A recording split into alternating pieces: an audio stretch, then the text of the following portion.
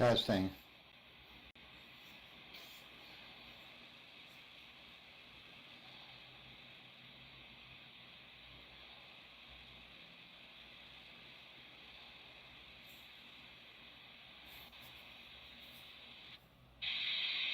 Testing.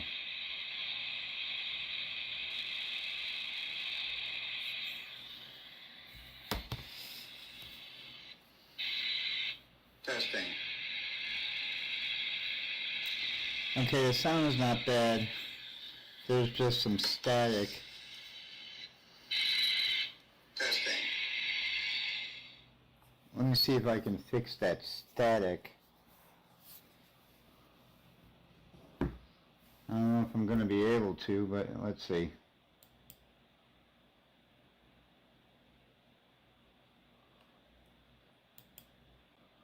Oh, God.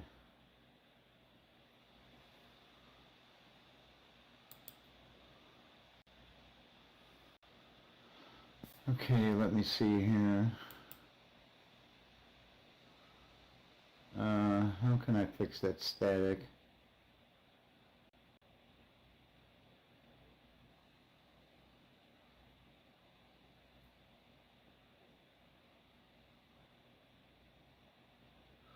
I wish I could change the mic.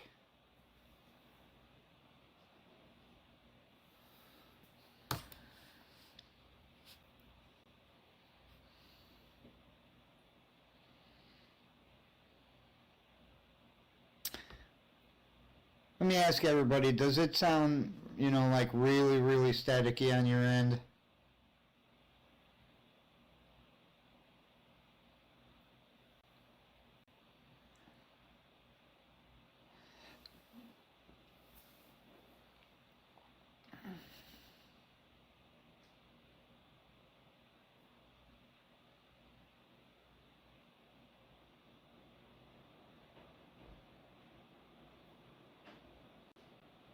Okay.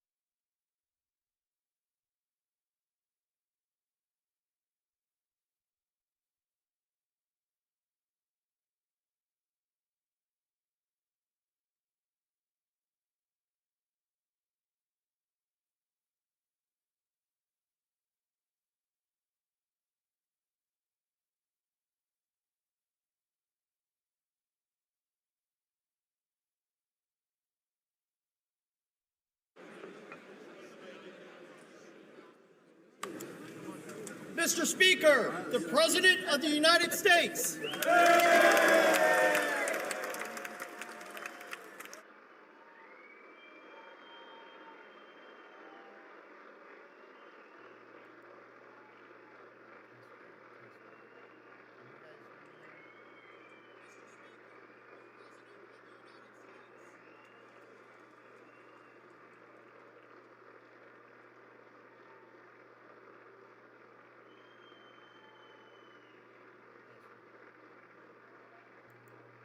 Testing. Testing. Can you hear me?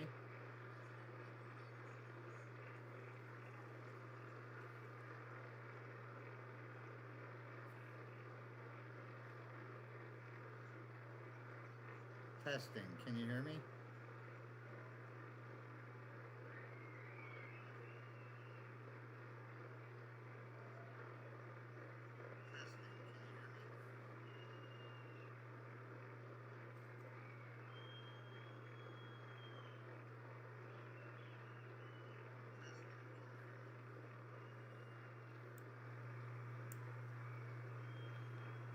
Is there any static?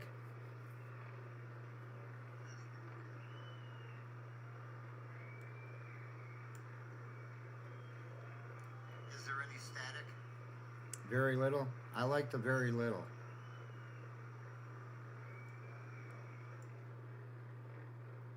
Don't worry, I had my speaker up on this so I could hear my voice. I was trying to listen for any static, but I don't hear any. So let's get this going on.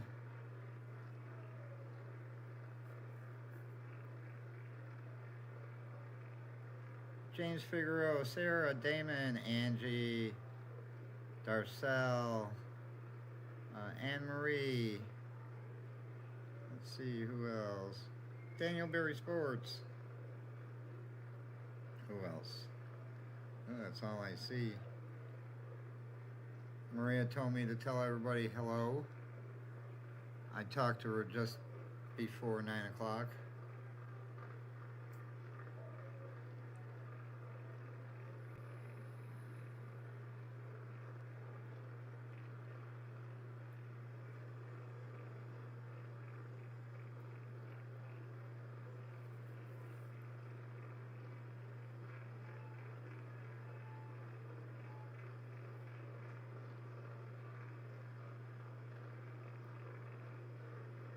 You guys can say what you want in here. Make comments.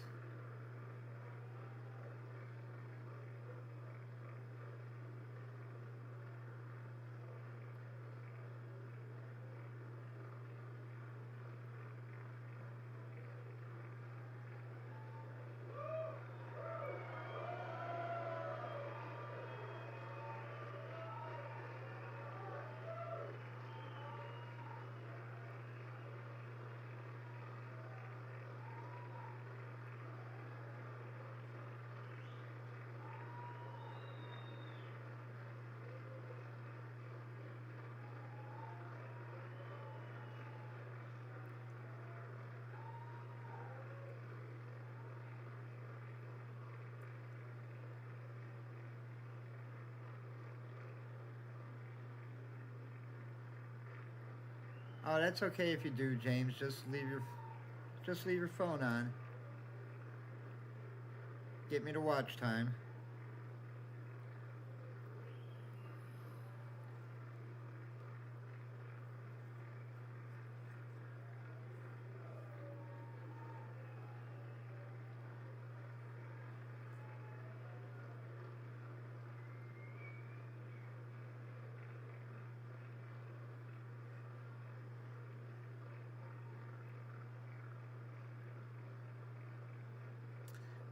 They lowered the noise for the clapping and everything.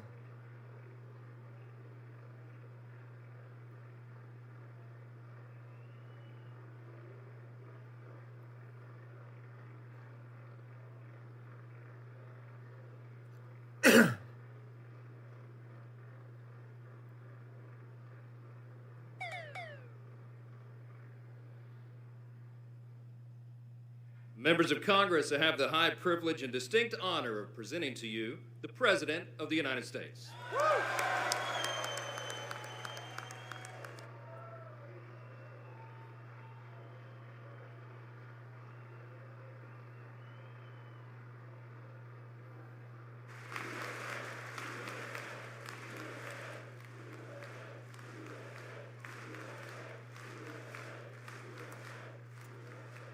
They turned it up a little bit so you could hear USA. Well, thank you very much, everybody. It's really an honor. Speaker Johnson, Vice President Vance, First Lady of the United States.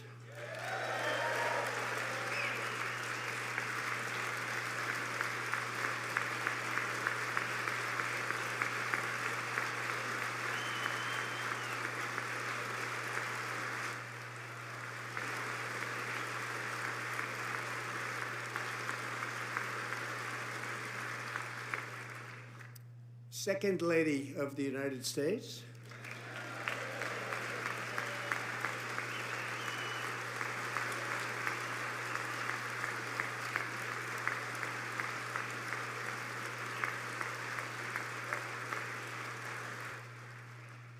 Members of Congress and my fellow Americans. Your iPad. Our nation offering. is back, bigger, better, richer, and stronger than ever before.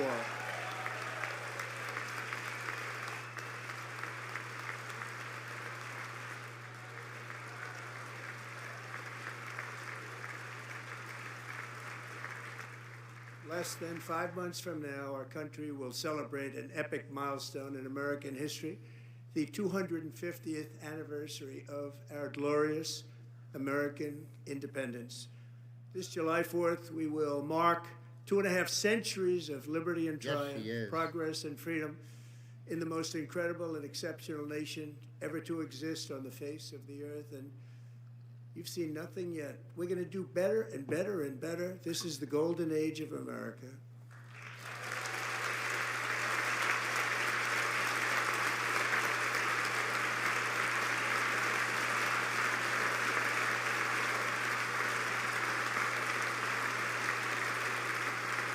When I last spoke in this chamber 12 months ago, I had just inherited a nation in crisis with a stagnant economy, inflation at record levels, a wide open border, horrendous recruitment for military and police, rampant crime at home, and wars and chaos all over the world. But tonight, after just 1 year, I can say with dignity and pride that we have achieved a transformation like no one has ever seen before, and a turnaround for the ages. It is indeed a turnaround for the ages.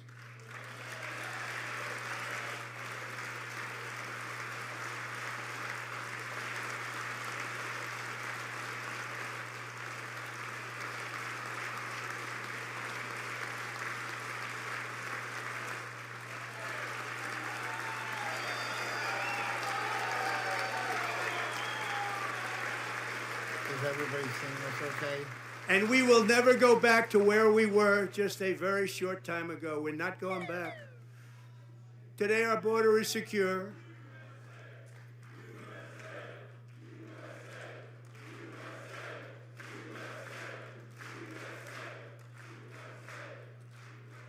Thank you.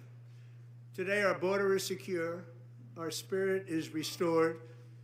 Inflation is plummeting. Incomes are rising fast. The roaring economy is roaring like never before. And our enemies are scared. Our military and police are stacked. And America is respected again, perhaps like never before.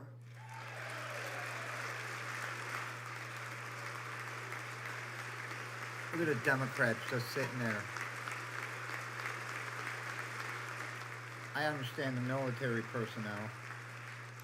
After 4 years in which millions and millions of illegal aliens poured across our borders, totally unvetted and unchecked, we now have the strongest and most secure border in American history by far.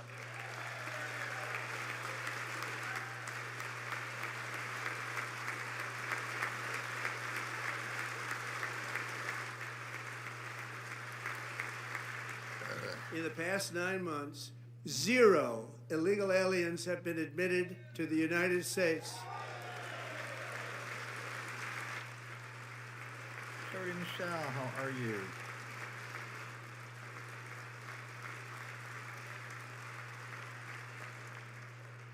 But we will always allow people to come in legally, people that will love our country and will work hard to maintain our country.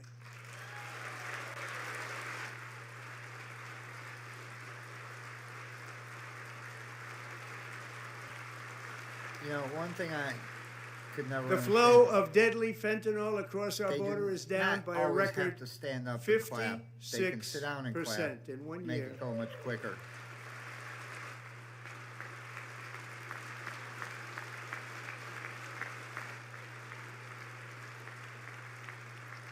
And last year, the murder rate saw its single largest decline in recorded history. This is the biggest decline, think of it, in recorded history, the lowest number in over 125 years, year 1900. In fact, substantially before my wonderful father, I had a wonderful father, Fred, before he was born, substantially before he was born. That's a long time ago. He wouldn't like me to say that, but that's a long time ago.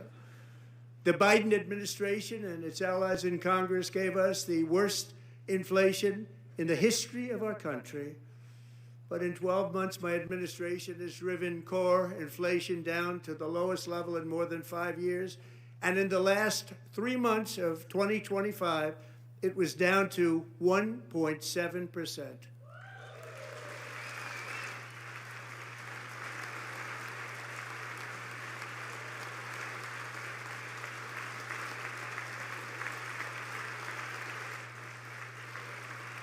Gasoline, which reached a peak of over $6 a gallon in some states under my predecessor, it was quite honestly a disaster, is now below $2.30 a gallon in most states, and in some places, $1.99 a gallon. And when I visited the great state of Iowa just a few weeks ago, I even saw $1.85 a gallon for gasoline.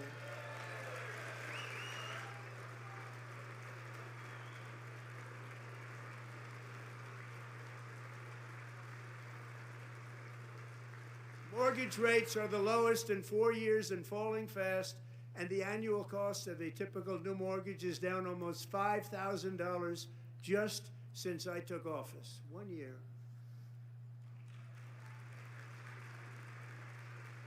And low interest rates will solve the Biden-created housing problem while at the same time protecting the values of those people who already own a house that really feel rich for the first time in their lives. We want to protect those values. We want to keep those values up. We're going to do both. And we are going to keep it that way. The stock market has set 53 all-time record highs since the election. Think of that, 1 year. Boosting pensions, 401ks, and retirement accounts for the millions and millions of Americans. They're all gaining. Everybody's up, way up. In 4 long years, the last administration got less than $1 trillion in new investment in the United States. And when I say less, substantially less. In 12 months, I secured commitments for more than $18 trillion pouring in from all over the globe.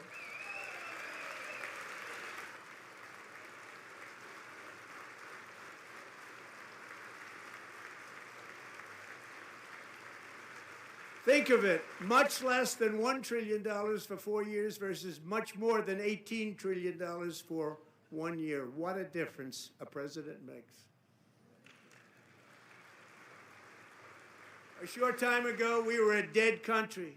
Now we are the hottest country anywhere in the world, the hottest.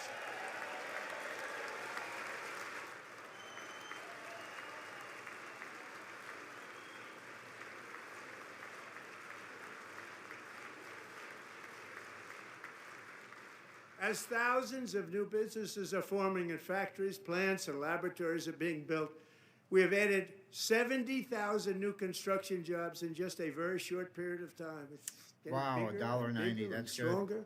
Nobody can believe what they're watching. American oil production is up by more than 600,000 barrels a day, and we just received from our new friend and partner, Venezuela, more than 80 million barrels of oil.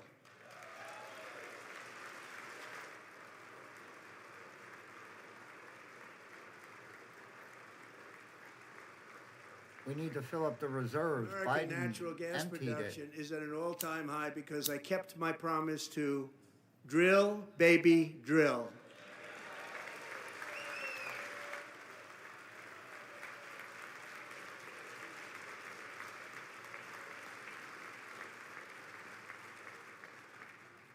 More Americans are working today than at any time in the history of our country. Think about that. Maria, Any get off time your in phone. the history of our country, more working today. You're at work. And 100% of all jobs created under my administration have been in the private sector.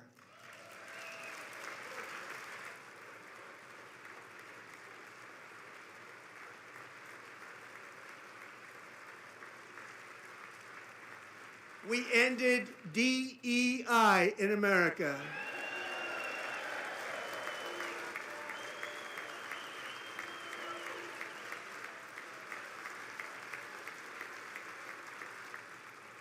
We cut a record number of job-killing regulations, and in 1 year we have lifted 2.4 million Americans, a record, off of food stamps.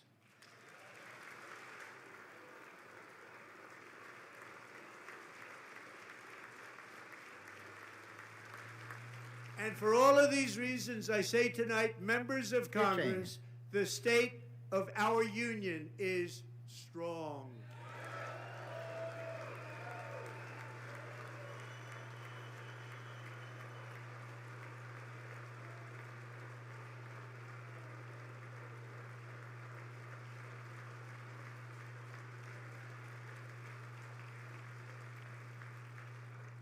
Our country is winning again. In fact, we're winning so much that we really don't know what to do about it. People are asking me, please, please, please, Mr. President, we're winning too much. We can't take it anymore. We're not used to winning in our country. Until you came along, we're just always losing, but now we're winning too much. And I say, no, no, no. You're going to win again. You're going to win big. You're going to win bigger than ever. And to prove that point, here with us tonight is a group of winners who just made the entire nation proud. The men's gold medal Olympic hockey team. Come on in.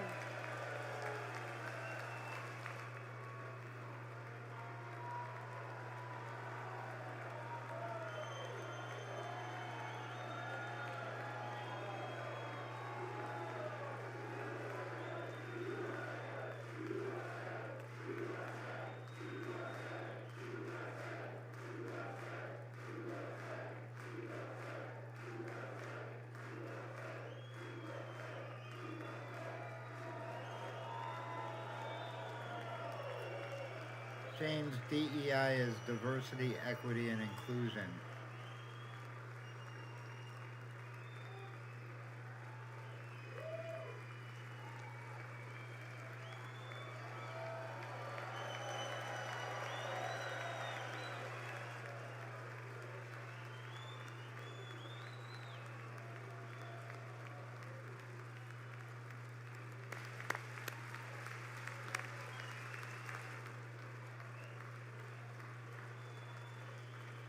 Go ahead.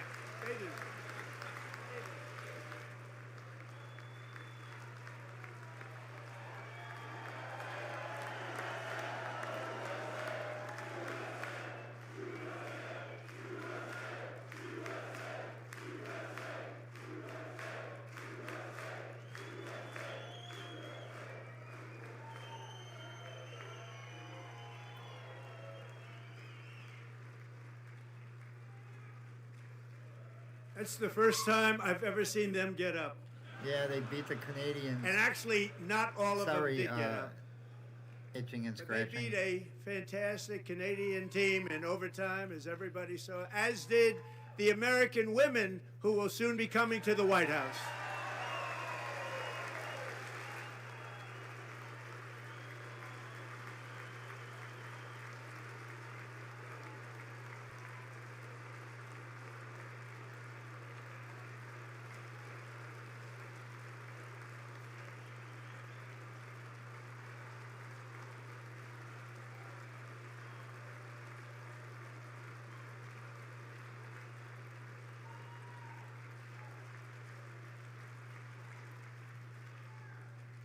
in the Oval Office before, and I just want to say a second very big congratulations to Team USA. But I have to say that, and I told them this, and we took a vote of the team. I said, anybody votes no, I'm not doing it.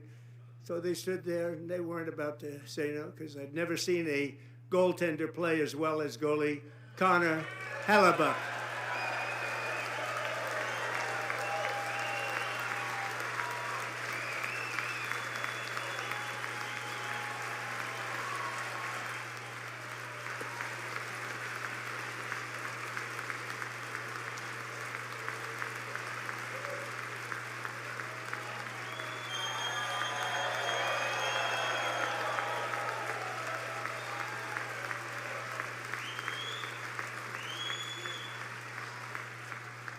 Think of it, 46 shots on goal, and I asked him, the one shot, the one where you put your stick in the back and it hit the neck of your stick and bounced off, you practice that, or was that a little lucky? He refused to answer that question.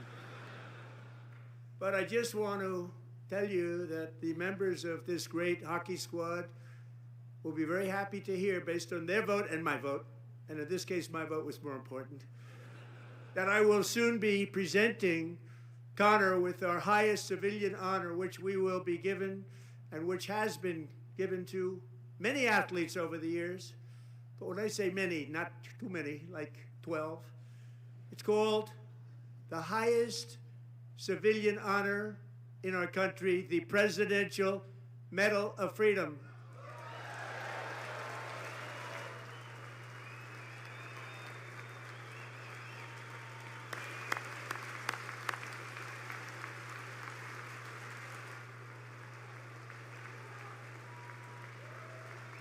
Yeah, they beat the Canadians too, the women did. Sorry, itching. Great athletes have gotten that, very great, the best, and I thought he deserved it. And I did take a vote, every single one of them. I said, I'm not giving it if anybody goes no, and every single one of them rapidly put up their hand. So I want to thank you all. What a special job you did. What special champions you are. Thank you very much.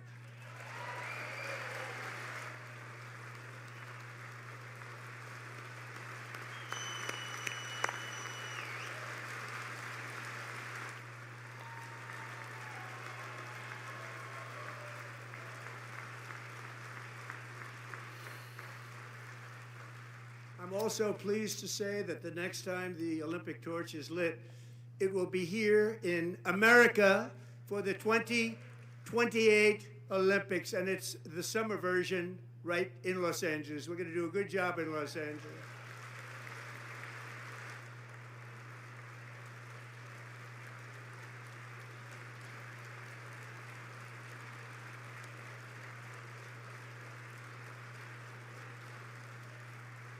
And Los Angeles is going to be safe, just like Washington, D.C. is now one of the safest cities in the country.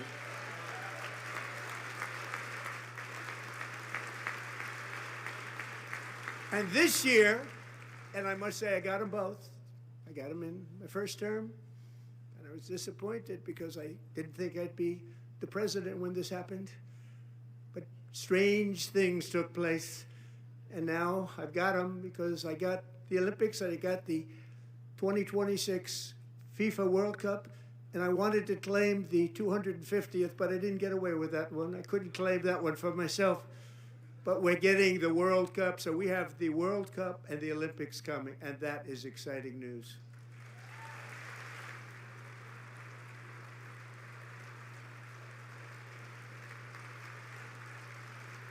So this will be a year to celebrate our country and the heroes who have kept it free. Men like Buddy Taggart. At age 17, Buddy volunteered to defend America in World War II, serving in the Pacific under the great General Douglas MacArthur. He fought bravely in the famous Battle of Manila, worked so hard. He was badly wounded and almost killed by enemy machine guns in Luzon. And 81 years ago this month, he liberated the largest internment camp in the Philippines, one of the largest anywhere in the world, but he earned many honors, including a Purple Heart and a Bronze Star, came home, started a family, and tonight he is in the gallery looking forward to July 4th, 2026, his 100th birthday.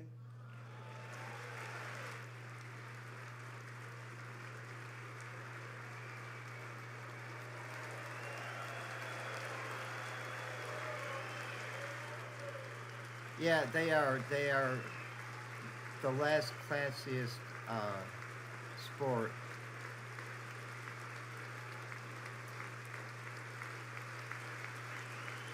They don't bring politics into it.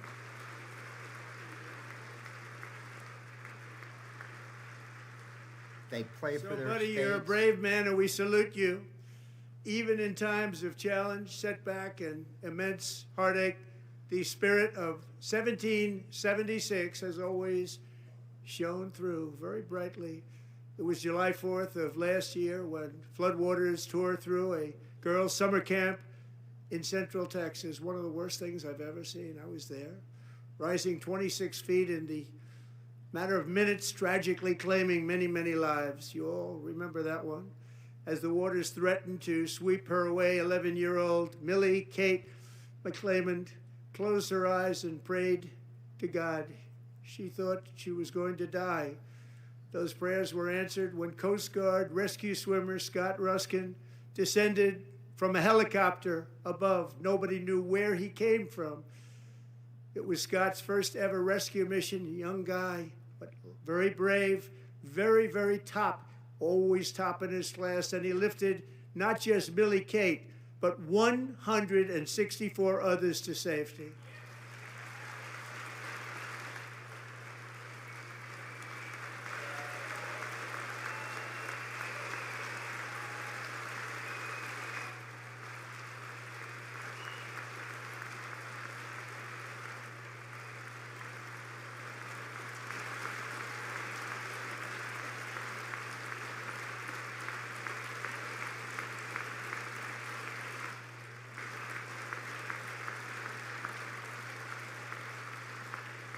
People watched Scott from a distance, and they couldn't believe what they were seeing. The winds were blowing, the rain was pouring, everything was going, and that rapid water, nobody's ever seen anything like it. They said, wow, that's something. Tonight, Scott and Millie Kate are here together, reunited for the very first time. Thank you, Scott, Millie Kate.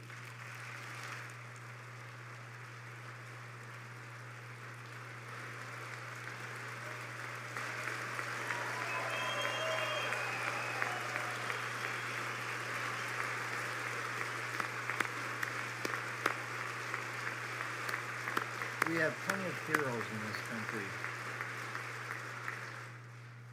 And Petty Officer Ruskin, I'm pleased to inform you that I am now awarding you the Legion of Merit for extraordinary heroism, which is what it was, extraordinary heroism. Thank you.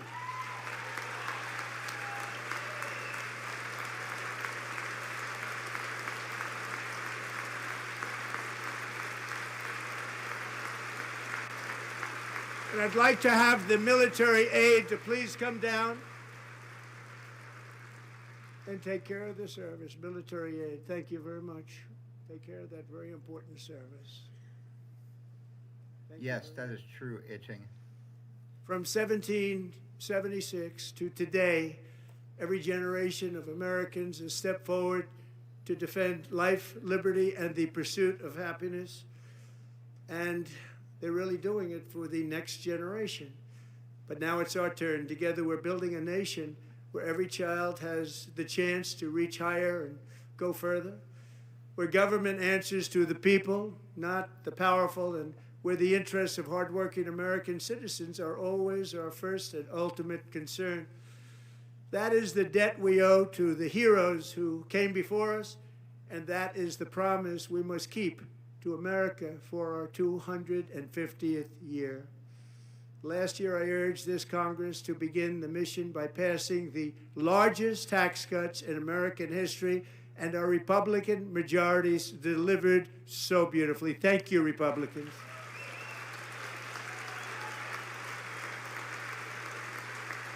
Yep, let me say this.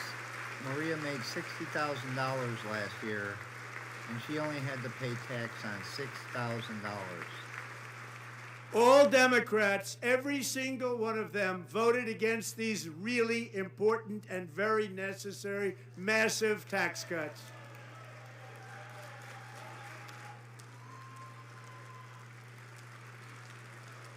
They wanted large-scale tax increases to hurt the people instead.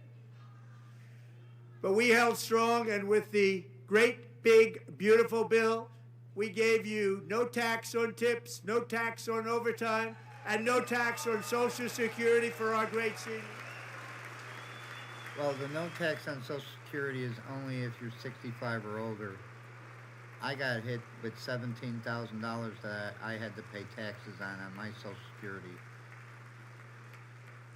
And we also made interest on auto loans tax deductible the first time, but only if the car is made in America.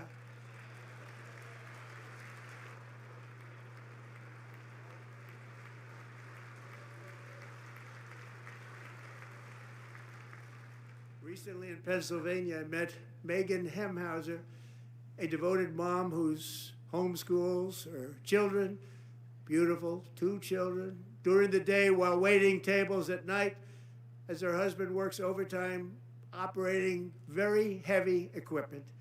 Megan is here this evening, and she's happy to tell you that she is so much richer because with no tax on tips, no tax on overtime, and her expanded child tax credit done again by Republicans, Megan and her husband will take home more than $5,000 extra just for the year, cutting her tax bill in more than half.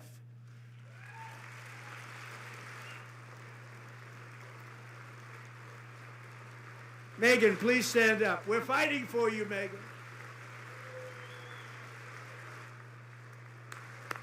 Thank you, Megan.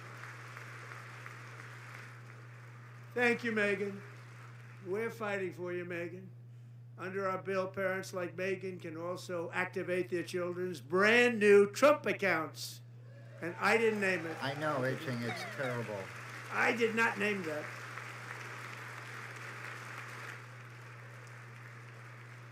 Nobody believes me, but I did not name it. It was named by a very tall man sitting right there in the 3rd row. Nice man, a good man. Tax-free investment accounts for every American child. This is something that's so special and has taken off and gone through the roof. Millions will be pre-funded courtesy of the U.S. Treasury and private individuals like Michael and Susan Dell, who have donated $6.25 billion to fund the Trump accounts for 25 million American children. They're great people.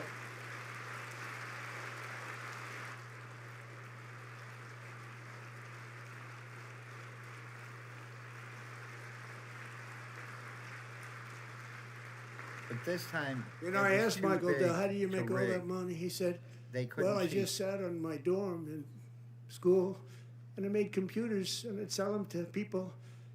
And I just kept selling and selling and selling, and pretty amazing story. That's called the American dream. He sold a lot of computers, a lot of those laptops, so I congratulate him on that, but I really thank him and Susan, as well as others like Brad Gerstner, a very tremendous guy. He was behind it right from the beginning. Brad Gerstner. Thank you, Brad.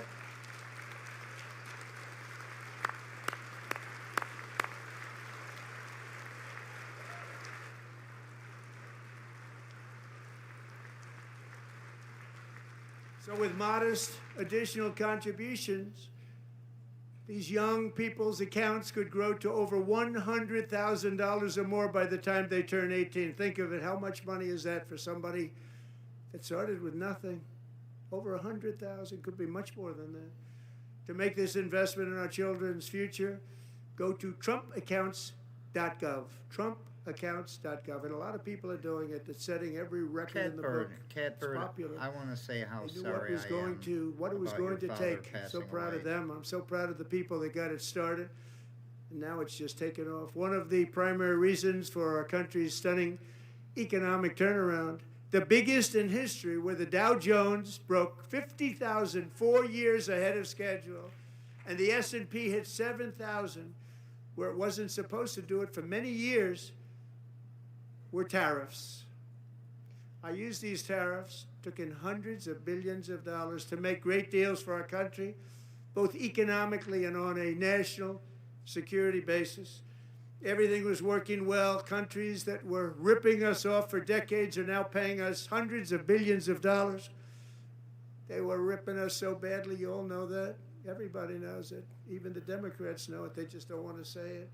And yet these countries are now happy, and so are we. We made deals. The deals are all done. And they're happy. They're not making money like they used to, but we're making a lot of money.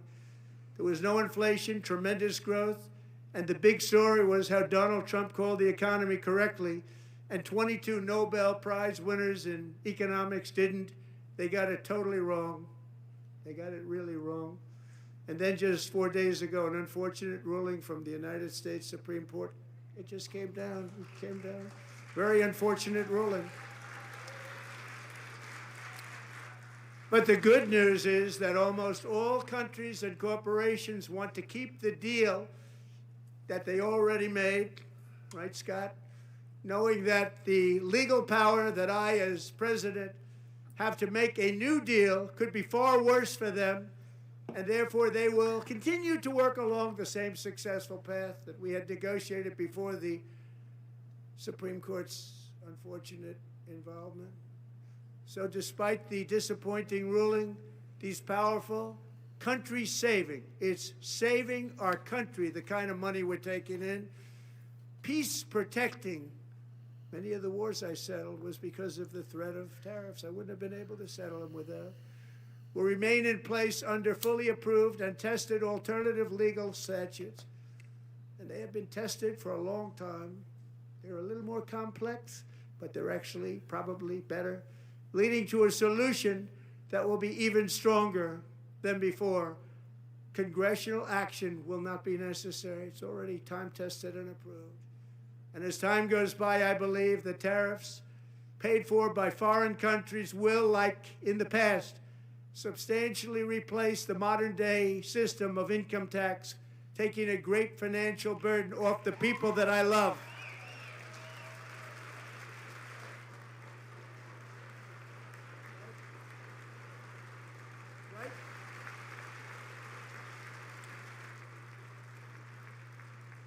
Moving forward, factories, jobs, investment, and trillions of dollars will continue pouring into the United States of America because we finally have a president who puts America first. I put America first.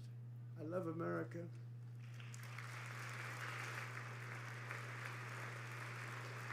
Well, that's awesome, Catbird. For decades before I came along, we had the exact opposite. From trade to healthcare, from energy to immigration, everything was stolen and rigged in order to drain the wealth out of the productive, hardworking people who make our country great, who make our country run. Under Biden and his corrupt partners in Congress and beyond, it reached a breaking point with the Green New scam, open borders for everyone. They poured in by the millions and millions from prisons, from mental institutions. There were murderers, 11,888 murders. They came into our country. You allowed that to happen. And record-setting inflation that cost the typical family $34,000 in just a speck of time. Now the same people in this chamber who voted for those disasters suddenly use the word affordability, a word. They just used it.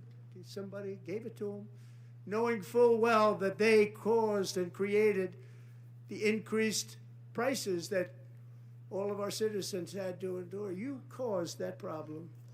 You caused that problem.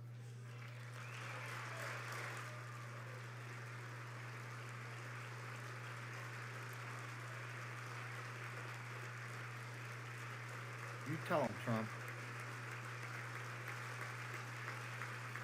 They knew their statements were a lie. They knew it. They knew their statements were a dirty, rotten lie. Their policies created the high prices. Our policies are rapidly ending them. We are doing really well. Those prices are plummeting downward.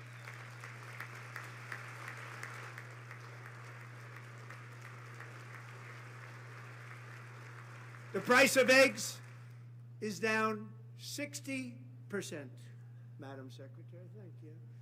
The cost of chicken, butter, fruit, hotels, automobiles, rent is lower today than when I took office by a lot. And even beef, which was very high, is starting to come down significantly. Just hold on a little while. We're getting it down. And soon you will see numbers that few people would think were possible to achieve just a short time ago. Nobody can believe when they see the kind of numbers, and especially energy, when they see energy going down to numbers like that, they cannot believe it. It's like another big tax cut. I'm also confronting one of the biggest ripoffs of our times, the crushing cost of health care caused by you. Since the passage of the Unaffordable Care Act, sometimes referred to as Obamacare, big insurance companies have gotten rich. It was meant for the insurance companies, not for the people. With our government giving them hundreds and hundreds of billions of dollars a year as their stock prices soared 1,000, 1,200, 1,400, and even 1,700%, like nothing else. That's why I introduced the great health care plan. I want to stop all payments to big insurance companies and instead give that money directly to the people so they can buy their own health care, which will be better health care at a much lower cost.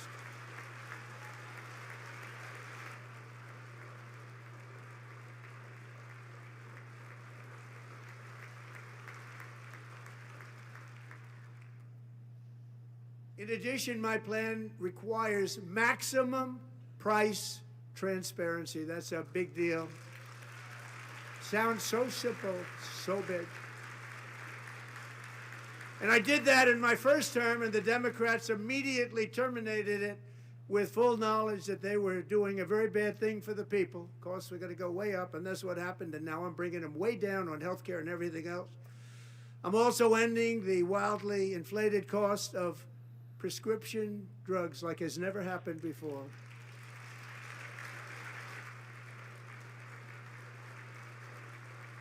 Well, I can honestly say I looked at the Trump RX. Other presidents tried to do it, but they never could. Thank God none of the Most didn't medication try. on there I use because But they tried. They said the they prices tried. are They couldn't still do it. They way, didn't even way come high. close. They were all talk Mike and Scott, no how action. are you? But I got it done under my just enacted most favored nation agreements. Americans who have for decades paid by far the highest prices of any nation anywhere in the world for prescription drugs will now pay the lowest price anywhere in the world for drugs. Anywhere, the lowest price.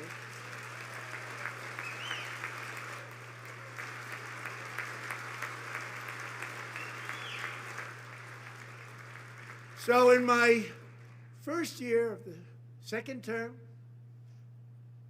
should be my third term. What? Should be my third Strange term. things happen. I took prescription drugs, a very big part of healthcare, from the highest price in the entire world to the lowest. That's a big achievement. The result is price differences of 300, 400, 500, 600% and more, all available right now at a new website called TrumpRx.gov. And I didn't name that one either, by the way.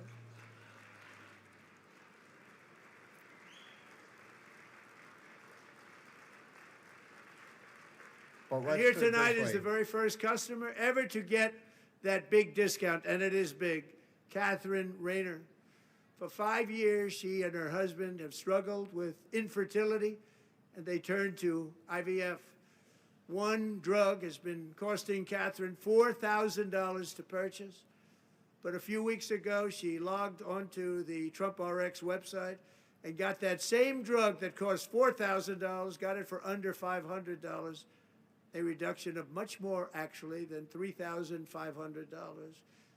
Catherine, we are all praying for you, and you're going to be a great mom.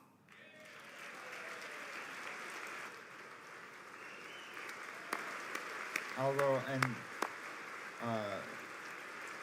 an, I'll call it an ointment. It's called Santil that I use on my wounds on my foot. So It now costs I'm calling on Congress the to regular price codify on it my is most $1,100. favorite nation program into law. It's Now, just a the one tube, thing I'm not sure it matters $1,100. because it's going to be very hard for paid somebody zero that comes for it. along after me to say, let's raise drug prices by 700 or 800%. But John and Mike, if you don't mind, codify it anyway. They may do it. Codify it anyway. Thank you. Many Americans are also concerned that energy demand from AI data centers could unfairly drive up their electric utility bills. Tonight, I'm pleased to announce that I have negotiated the new Ratepayer Protection Pledge. You know what that is? We're telling the major tech companies that they have the obligation to provide for their own power needs. They can build their own power plants as part of their factory so that no one's prices will go up. And in many cases, prices of electricity will go down for the community and very substantially down. This is a unique strategy never used in this country before. We have an old grid. It could never handle the kind of numbers, the amount of electricity that's needed. So I'm telling them they can build their own plant. They're going to produce their own electricity. It will ensure the company's ability to get electricity while at the same time lowering prices of electricity for you, and could be very substantial for all of you cities and towns. You're going to see some good things happen over the next number of years. Another pillar of the American dream that has been under attack is home ownership. With us tonight is Rachel Wiggins, a mom of two from Houston. She placed bids on 20 homes and lost all of those bids to gigantic investment firms that bypassed inspection, paid all cash, and turned those houses into rentals, stealing away her American dream. She was devastated. Stories like this are why last month I signed executive order to ban large Wall Street investment firms from buying up in the thousands single-family homes.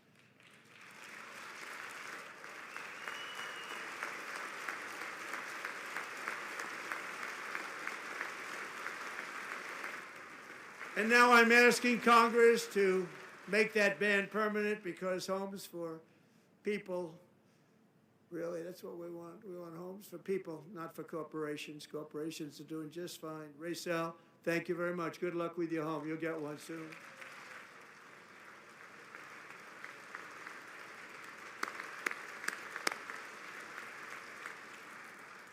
We're also working to make it easier for Americans to save for retirement. And under this administration, we will always protect Social Security and Medicare. They are not protecting it for our seniors. We will always protect Social Security, Medicare, Medicaid.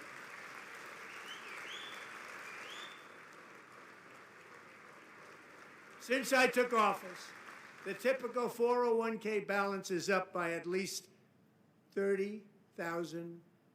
That's a lot of money. We have millions and millions of people, because the stock market has done so well, setting all those records. Your 401ks are way up. Yet half of all of working Americans still do not have access to a retirement plan with matching contributions from an employer.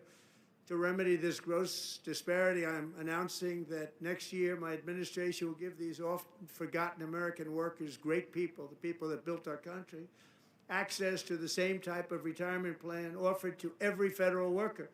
We will match your contribution with up to $1,000 each year. As we ensure that all Americans can profit from a rising stock market, let's also ensure that members of Congress cannot corruptly profit from using insider information.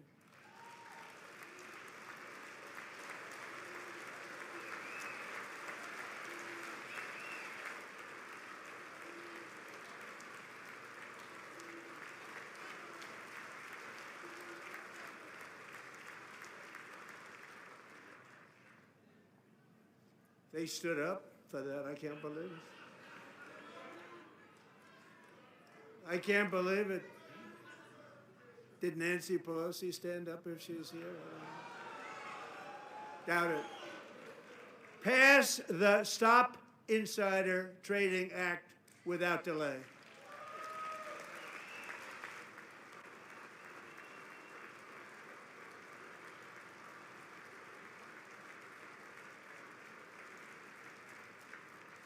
I wasn't sure if anybody even on this side was going to applaud for that. I'm very impressed. Thank you. I'm very impressed.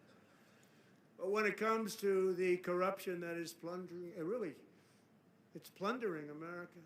There's been no more stunning example than Minnesota, where members of the Somali community have pillaged an estimated $19 billion from the American taxpayer. Oh, we have all the information. And in actuality, the number is much higher than that. And California, Massachusetts, Maine, and many other states are even worse. This is the kind of corruption that shreds the fabric of a nation, and we are working on it like you wouldn't believe.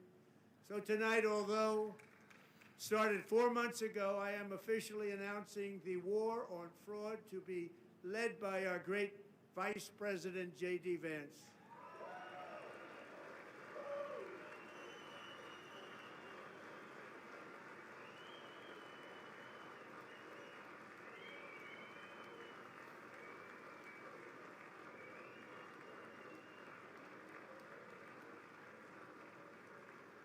He'll get it done.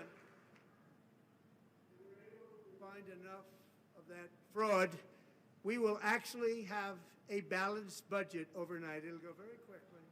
That's the kind of money you're talking about. We'll balance our budget. Oh, at WhiteHouse.gov, The Somali they keep pirates lowering who the volume. ransacked Minnesota remind us that there are large parts of the world and lawlessness are the norm, not the exception. Importing these cultures through unrestricted immigration and open borders brings those problems right here to the USA. And it is the American people who pay the price in higher medical bills, car insurance rates, rent, taxes, and perhaps most importantly, crime. We will take care of this problem. We're going to take care of this problem. We are not playing games. Delilah.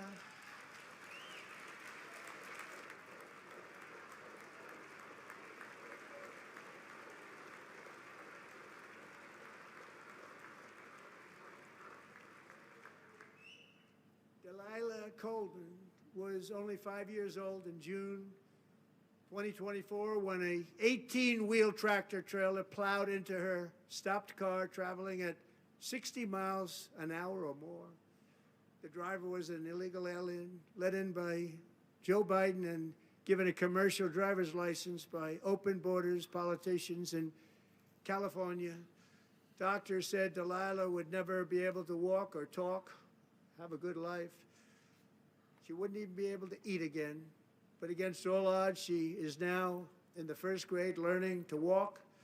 And she's here this evening with her dad, Marcus, a fantastic man. Delilah, please, you are a great inspiration. Please stand up.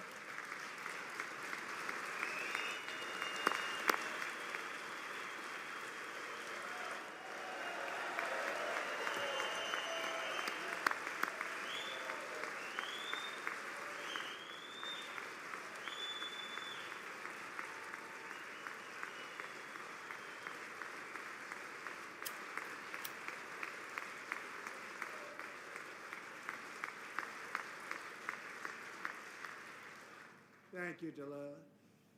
Many, if not most, illegal aliens do not speak English and cannot read even the most basic road signs as to direction, speed, danger, or location.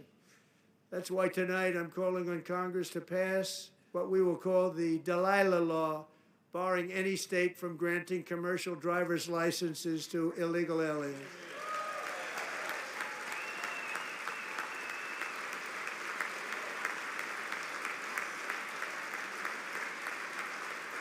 That's going to help out the industry. And yesterday, as you probably saw at the White House, I hosted a ceremony with Americans who lost their treasured loved ones to the scourge of illegal immigration. People came into our country, how we allowed this to happen with our open borders. These are the angel moms and families that for decades our government betrayed and our media totally ignored. It was terrible. Hard to believe, actually. In 2023, a 16-year-old high school cheerleader named Elizabeth Medina was supposed to perform in her town's Christmas parade, but she never arrived. Her mother, Jacqueline, went home to look for her, and she found her lying dead in a bathtub bleeding profusely after being stabbed 25 times. Lizbeth's killer was a previously arrested illegal alien who had broken in and brutally extinguished the brightest light in her family's life, violently and viciously. Her heartbroken mother is in the gallery to remind everyone in this chamber exactly why we are deporting illegal alien criminals to our country at record numbers, and we're getting them the hell out of here fast. We don't want them.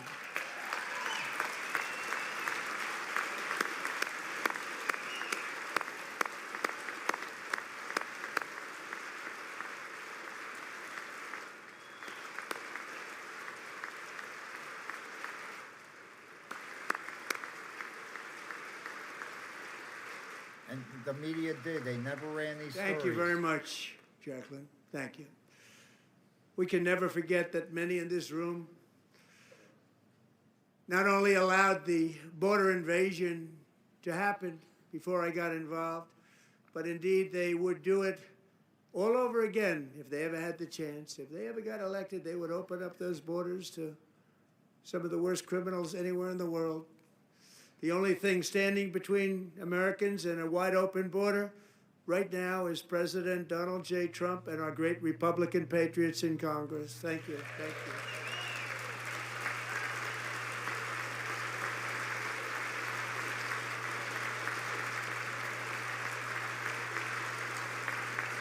As we speak, Democrats in this chamber have cut off all funding for the Department of Homeland Security. It's all cut off. It's all cut off. They have instituted another Democrat shutdown, the first one costing us 2 points on GDP. 2 points we lost on GDP, which probably made them quite happy, actually. Now they have closed the agency responsible for protecting Americans from terrorists and murderers. Tonight I'm demanding the full and immediate restoration of all funding for the border security, Homeland Security of the United States, and also for helping people clean up their snow. We have no money because of the Democrats, and it would be nice. We'd love to give you a hand at cleaning it up, but you gave no money.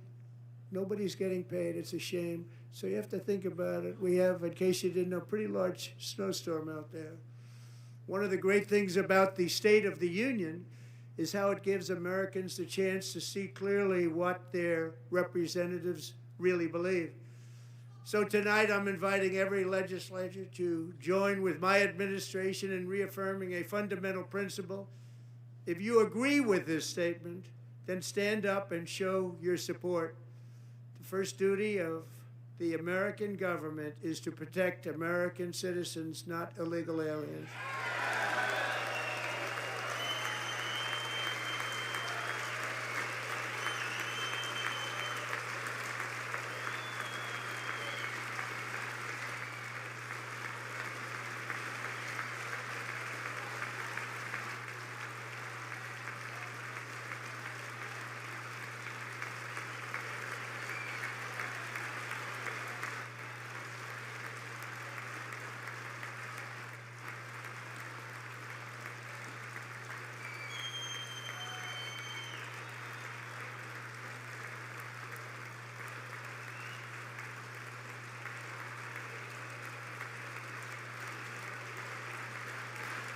Look at the Democrats just sitting there.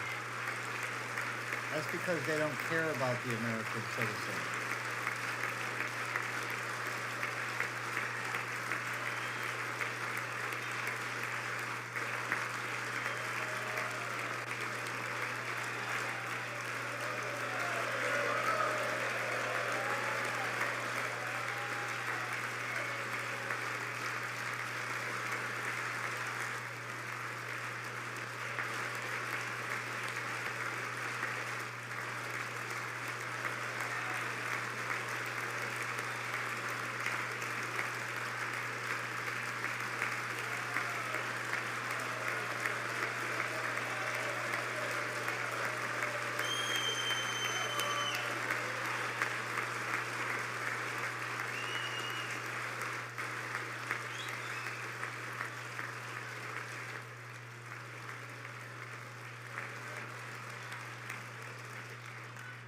Isn't that a shame? You should be ashamed of yourself, not You tell standing 'em. up. You should be ashamed of yourself. That is why I'm also asking you to end deadly sanctuary cities that protect the criminals and enact serious penalties for public officials who block the removal of criminal aliens. In many cases, drug lords, murderers all over our country, they're blocking the removal of these people out of our country, and you should be ashamed of yourself.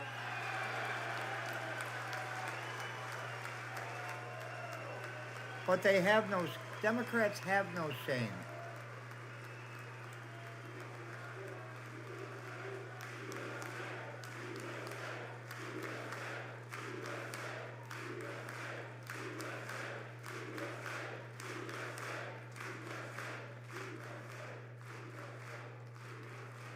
And perhaps most importantly, I'm asking you to approve the Save America Act.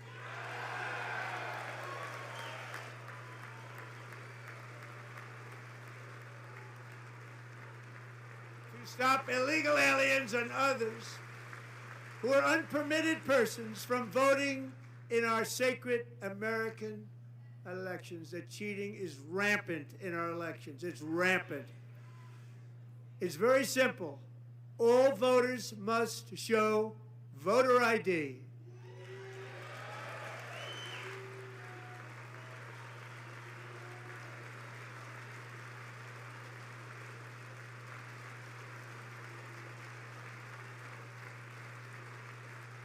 All voters must show proof of citizenship in order to vote.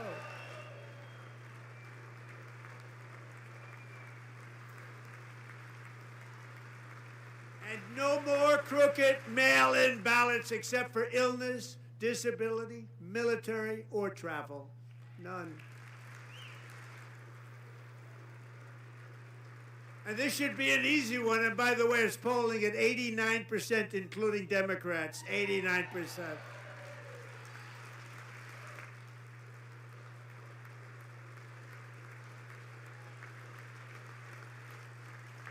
And even the new communist mayor of New York City, I think he's a nice guy, actually. Speak to him a lot. Bad policy, but nice guy. Just said they want people to shovel snow. They got hit hard.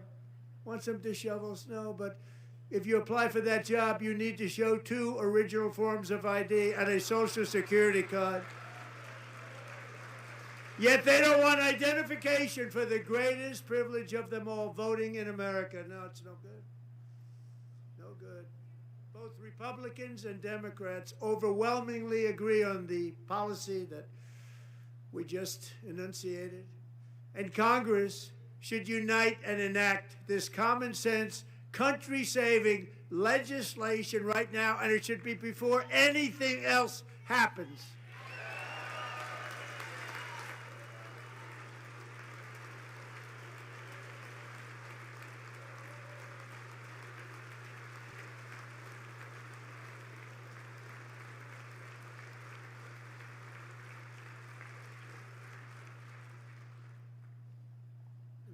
They don't want to do it. Why would anybody not want voter ID? One reason, because they want to cheat. There's only one reason. They make up all excuses. They say it's racist. They come up with things you almost say, what imagination they have. They want to cheat. They have cheated, and their policy is so bad that the only way they can get elected is to cheat. And we're going to stop it. We have to stop it, John.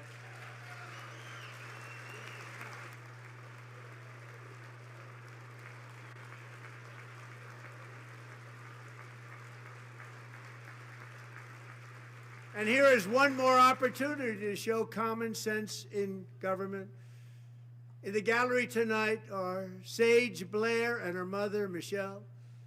In 2021, Sage was 14 when school officials in Virginia sought to socially transition her to a new gender, treating her as a boy and hiding it from her parents. Hard to believe, isn't it? Before long, a confused Sage ran away from home after she was found in a horrific situation in Maryland A left-wing judge refused to return Sage to her parents because they did not immediately state that their daughter was their son. Sage was thrown into an all-boys state home and suffered terribly for a long time. But today, all of that is behind them because Sage is a proud and wonderful young woman with a full-ride scholarship to Liberty University. Sage and Michelle, please stand up.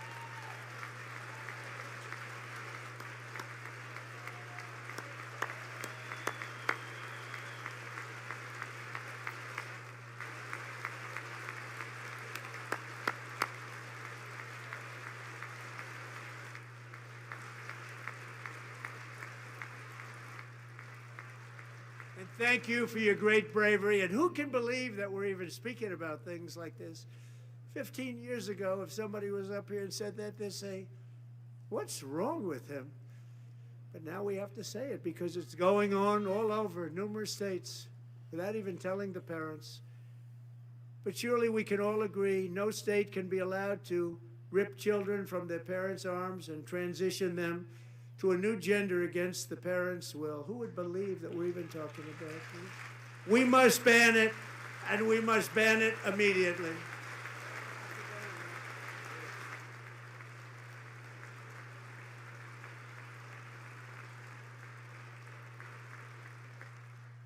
Look, nobody stands up. These people are crazy, I'm telling you. They're crazy.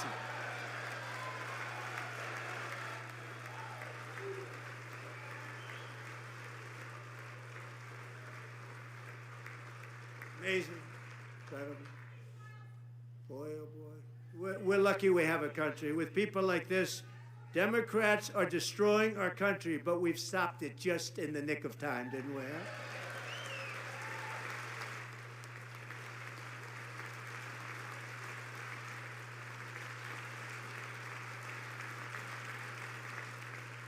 No one cares more about protecting America's youth than our wonderful First Lady, now a movie star. She's a movie star. Can you believe it?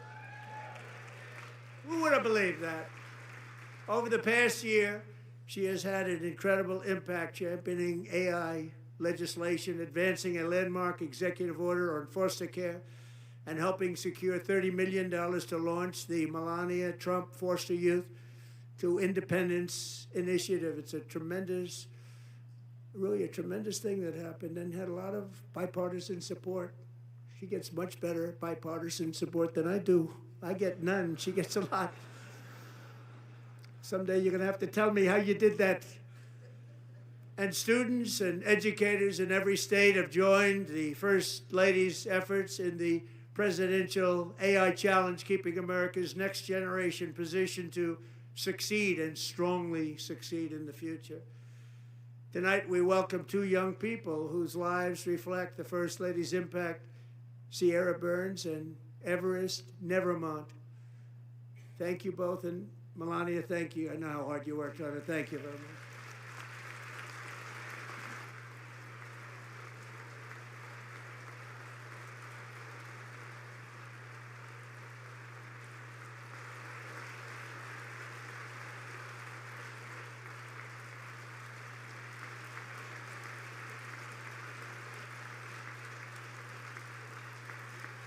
OBE, how are you? I'm very proud to say am that during enjoying my it. time in office, both the first 4 years and in particular this last year, there has been a tremendous renewal in religion, faith, Christianity, and belief in God. Tremendous renewal.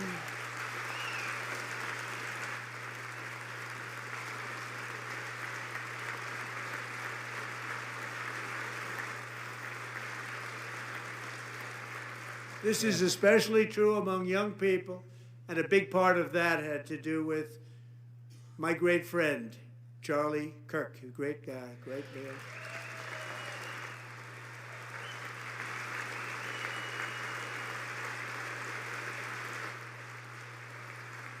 So last year, Charlie was violently murdered by an assassin and martyred, really martyred for his beliefs. His wonderful wife, Erica, is with us tonight. Erica, please stand.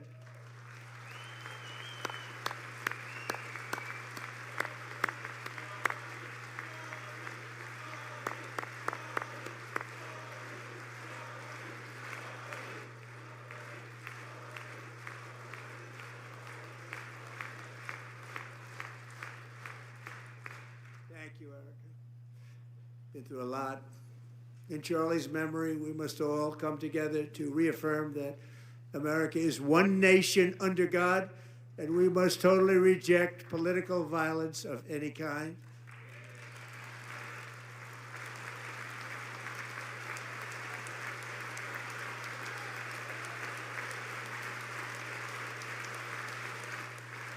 We love religion, and we love bringing it back, and it's coming back at levels that nobody actually thought possible. It's really a beautiful thing to see.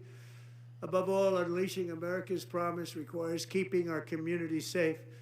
We have made incredible strides, yet dangerous repeat offenders continue to be released by pro-crime Democrat politicians again and again. We are honored to be joined tonight by a woman who's been through hell, Anya Zarutska. In 2022, she and her beautiful daughter, so beautiful, what a beautiful young woman, Irina, fled war-torn Ukraine to live with relatives near Charlotte, North Carolina. And by the way, what's going on with Charlotte? Last summer, 23-year-old Irina was riding home on the train when a deranged monster who had been arrested over a dozen times and was released through no cash bail, stood up and viciously slashed a knife through her neck and body. No one will ever forget there were people on that train. No one will ever forget the expression of terror on Irina's face as she looked up at her attacker in the last seconds of her life. She died instantly. She had escaped a brutal war only to be slain by a hardened criminal set free to kill in America, came in through open borders. Mrs. Zarutska, tonight I promise you we will ensure justice for your magnificent daughter, Irina.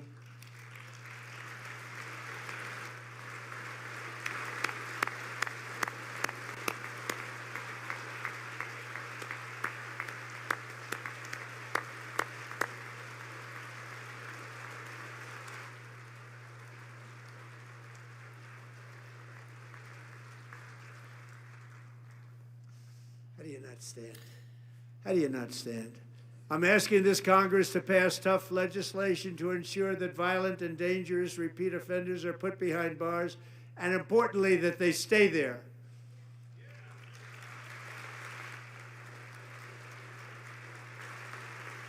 Look at the Democrats.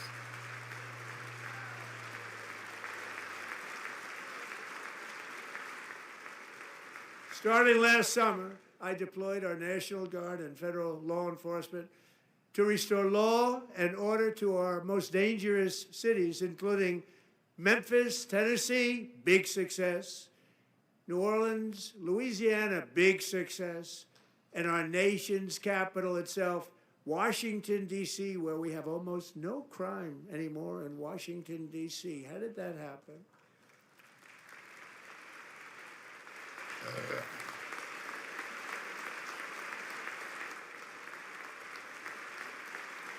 In fact, crime in Washington is now at the lowest level ever recorded, and murders in D.C. this January were down close to 100% from a year ago.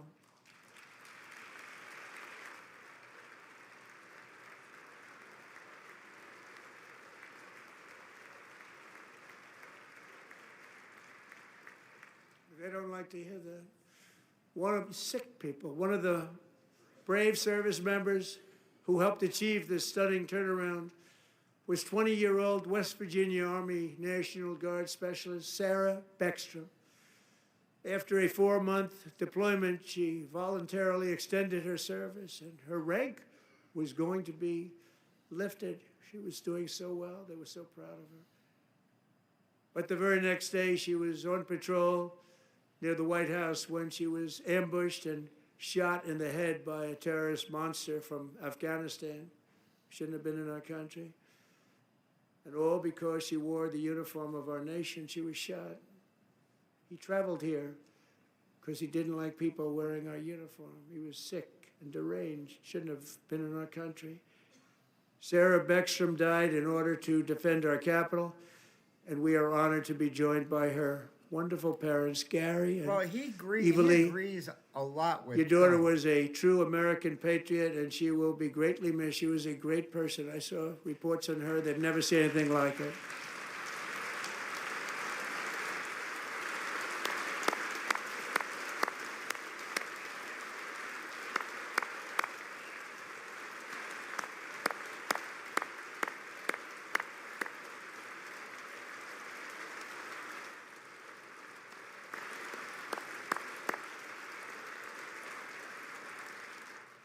So sorry. Thank you very much.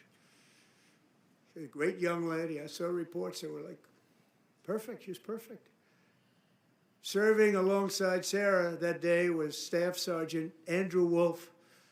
The terrorist shot Andrew in the head, and no one thought he could possibly make it.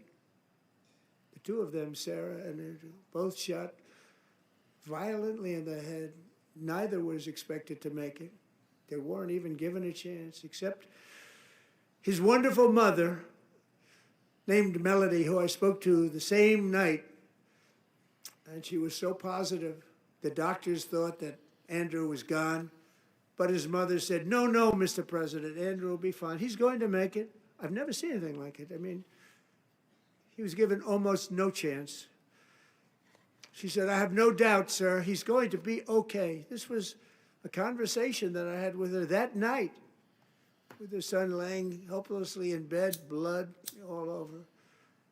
Everybody is praying, she said, sir, he will be okay. The doctors didn't understand what she was saying. And after looking at the results of the damage done, neither did I. She was so strong and conclusive that even Andrew's great father felt she didn't really understand the gravity of the situation. But she turned out to be right. Right, Melody? She turned out to be right.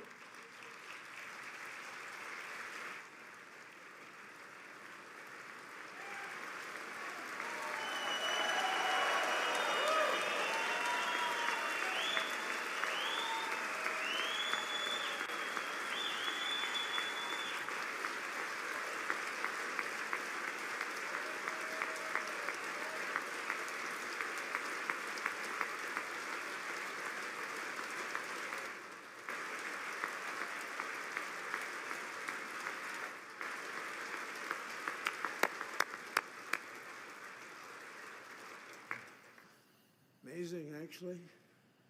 I said, where does this woman come from? She's the most positive person I've ever met. With God's help, Andrew has battled back from the edge of death, and we're talking about the edge of death, on his way to a miraculous recovery. He's got a little work to do, but he's doing great. Nice to see you. He's a good-looking guy. Nice to see you. Thanks, Andrew. Thank you very much.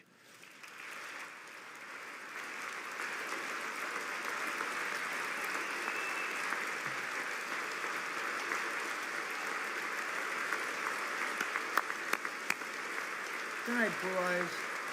Hi, Sarah. So, Andrew, while you're up, now I'm going to ask a highly respected General James Seward to present Staff Sergeant Andrew Wolf and the great family of Sarah Beckstrom with the award created by our late, great President George Washington himself. It's called the Purple Heart.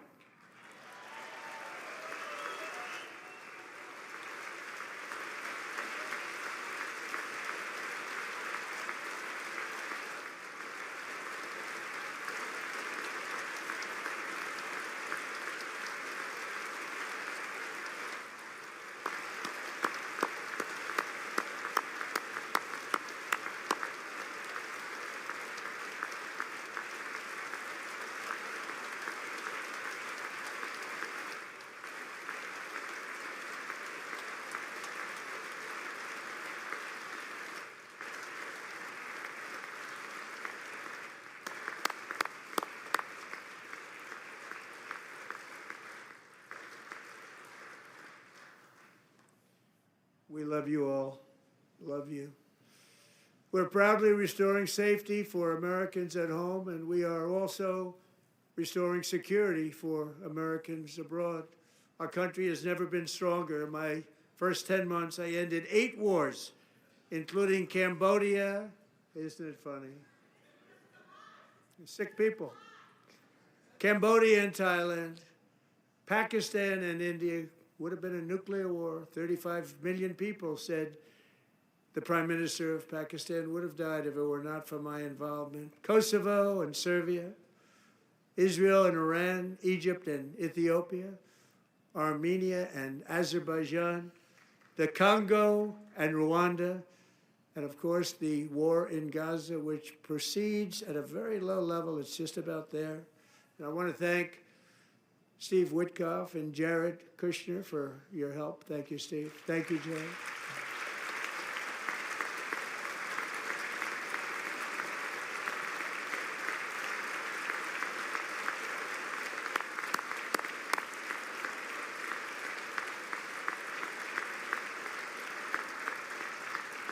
And I also want to thank the man they report to, Secretary of State Marco Rubio. Thank you, Marco.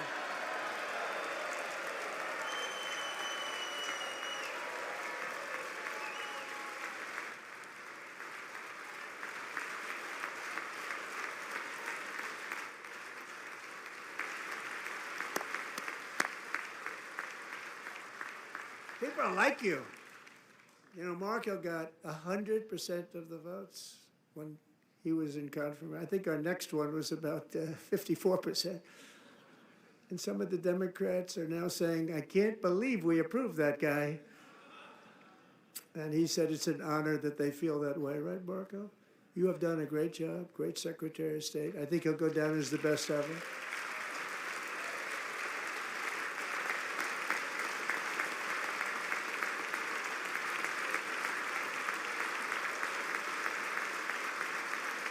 Under the ceasefire I negotiated, every single hostage, both living and dead, has been returned home. Can you believe that?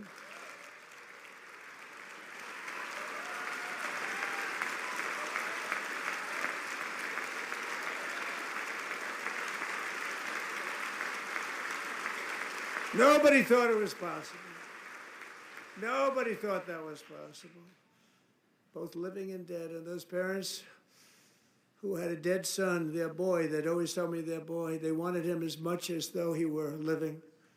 It was an amazing period of time. And they came back, and when we got all of the living hostages back, and many, many before them, but I always said those last 20 are going to be very tough, but we got many, many more, hundreds. But I said those last 20 are going to be tough. We got them back. But we only got back 14 or 15 of the dead of the 28. And believe it or not, Hamas worked along with Israel, and they dug and they dug and they dug. It's a tough thing to do, going through bodies all over, passing up 100 bodies sometimes for each one that they found. Tough job. And they finally got it back to 27. And then Steve and Jared, they got it back to 28. They found all 28. Nobody thought that was possible, but we did it. And I remember the family of the 28th.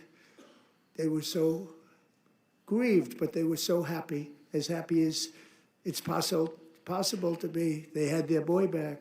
The mother said, "Sir, we have our boy back." What a period of time that was, but we got them all back. So thank you both very much. Great job.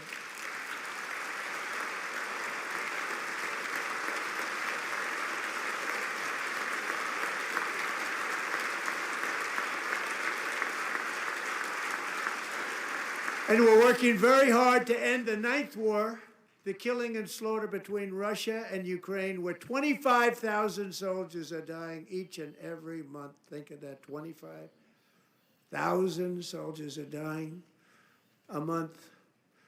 A war which would have never happened if I were president, would have never happened. As president, I will make peace wherever I can, but I will never hesitate to confront threats to America wherever we must. That's why in a breakthrough operation last June, the United States military obliterated Iran's nuclear weapons program with an attack on Iranian soil known as Operation Midnight Hammer.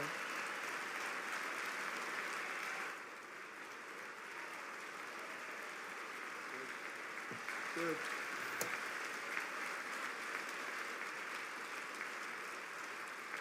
For decades, it had been the policy of the United States never to allow Iran to obtain a nuclear weapon. Many decades. Since they seized control of that proud nation 47 years ago, the regime and its murderous proxies have spread nothing but terrorism and death and hate. They've killed and maimed thousands of American service members and hundreds of thousands and even millions of people with what's called roadside bombs. They were the kings of the roadside bomb. And we took out Soleimani. I did that during my first term. Had a huge impact. He was the father of the roadside bomb.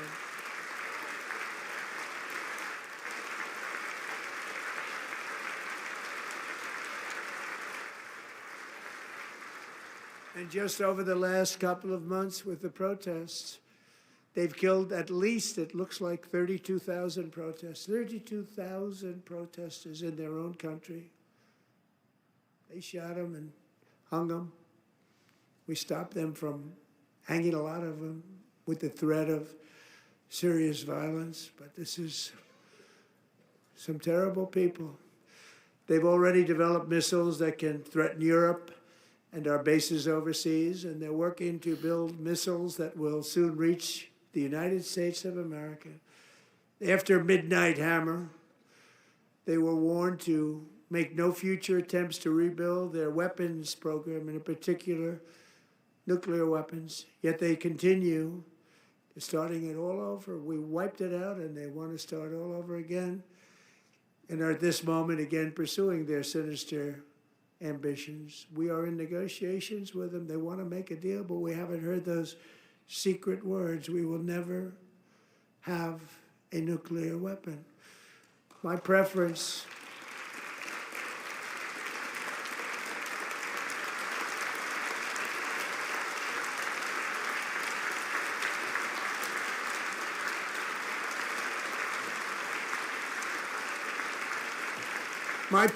is to solve this problem through diplomacy. But one thing is certain, I will never allow the world's #1 sponsor of terror, which they are by far, to have a nuclear weapon. Can't let that happen.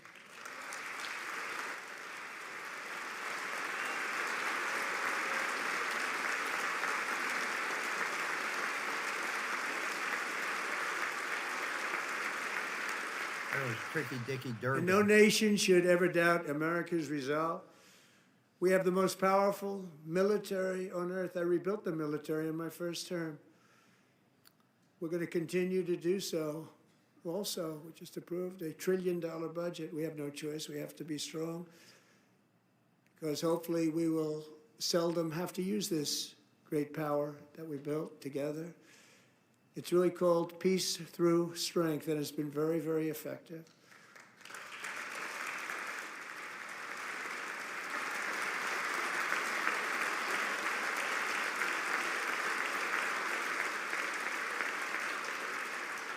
So thanks to Republicans in Congress, we're investing that record number of dollars, have no choice, in the United States Armed Forces.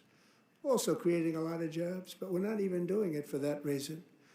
Because as I said, we have more jobs, more people working today than ever before in the history of our country. And NATO countries are friends and allies. They are. They're our friends and they're our allies. Have just agreed, at my very strong request, to pay 5% of GDP for military defense rather than the 2%, which they weren't paying. We were paying for almost all of NATO. Now they're paying 5 as opposed to not paying 2.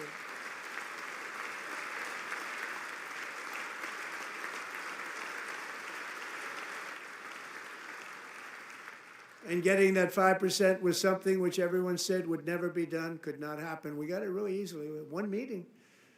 And big difference between 2% that's not paid. We were paying the freight of many of them. Very few were paid up. Now 5%, then they're paid. And everything we send over to Ukraine is sent through NATO, and they pay us in full. They pay us totally in full. Every branch of our armed forces is setting records for recruitment. This is so exciting.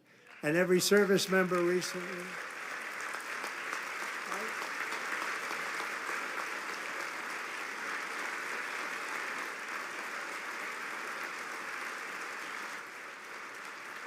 And every service member recently received a warrior dividend of $1,776.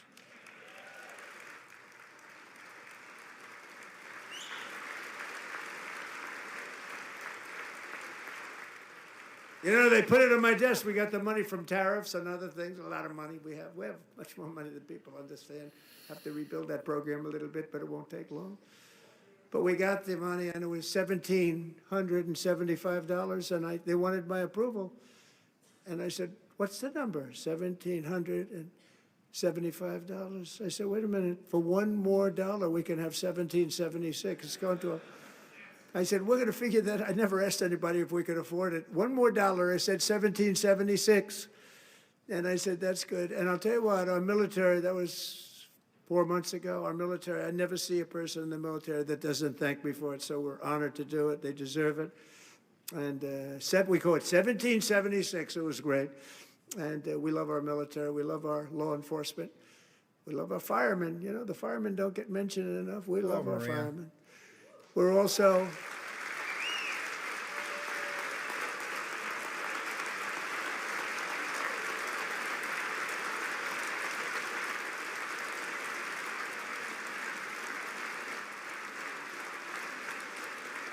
restoring American security and dominance in the Western Hemisphere, acting to secure our national interests and defend our country from violence, drugs, terrorism, and foreign interference. For years, large swaths of territory in our region, including large parts of Mexico, really large parts of Mexico, have been controlled by murderous drug cartels.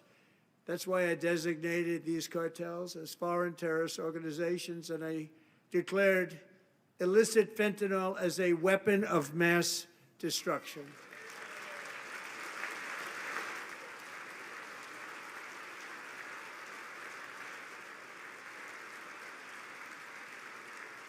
And with our new military campaign, we have stopped record amounts of drugs coming into our country and virtually stopped it completely coming in by water or sea. You probably noticed that. Yes, everything is good. We very seriously damaged their fishing industry also. Nobody wants to go fishing anymore. We've also taken down one of the most sinister cartel kingpins of all. You saw that yesterday. In January,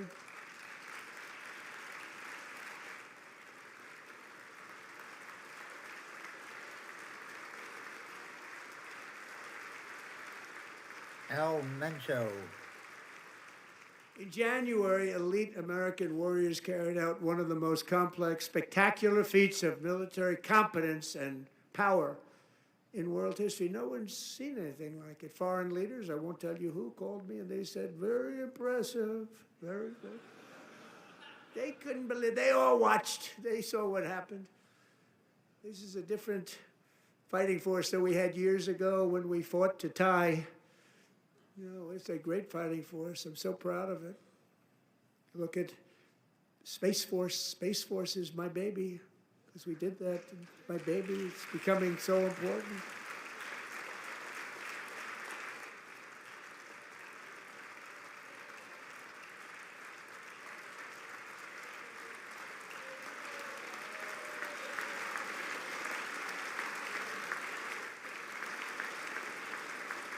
And America's armed forces overwhelmed all defenses and utterly defeated an enemy, good fighters, to end the reign of outlaw dictator Nicolas Maduro and bring him to face American justice.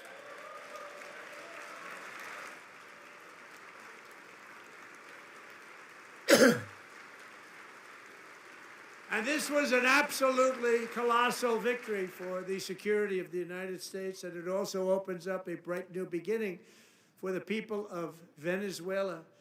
We're working closely with the new president of Venezuela, Delcy Rodriguez, to unleash extraordinary economic gains for both of our countries and to bring new hope to those who have suffered so terribly. They really did suffer. With us tonight is Alejandro Gonzalez. She grew up in a tight-knit Venezuelan family and was especially close to her beloved uncle Enrique. But after Enrique ran for office and opposed Maduro, he was kidnapped by Maduro's security forces and thrown into the regime's really infamous prison in Caracas. Alejandro feared she would never see her uncle again. She feared for her own life also. But since the raid, we have worked with the new leadership, and they have ordered the closure of that vile prison and released hundreds of political prisoners already, with more to come. Alejandro, I'm pleased to inform you that not only has your uncle been released, but he is here tonight. We brought him over to celebrate his freedom with you in person. Enrique, please come down.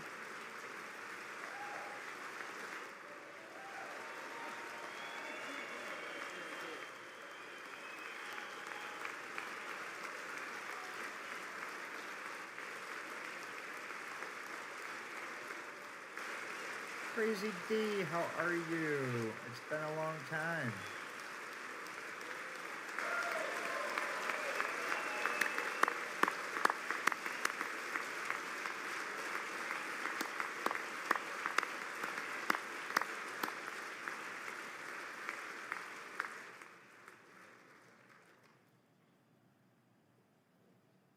Thank you, Enrique. Have a good time. Nice to have you back, Enrique.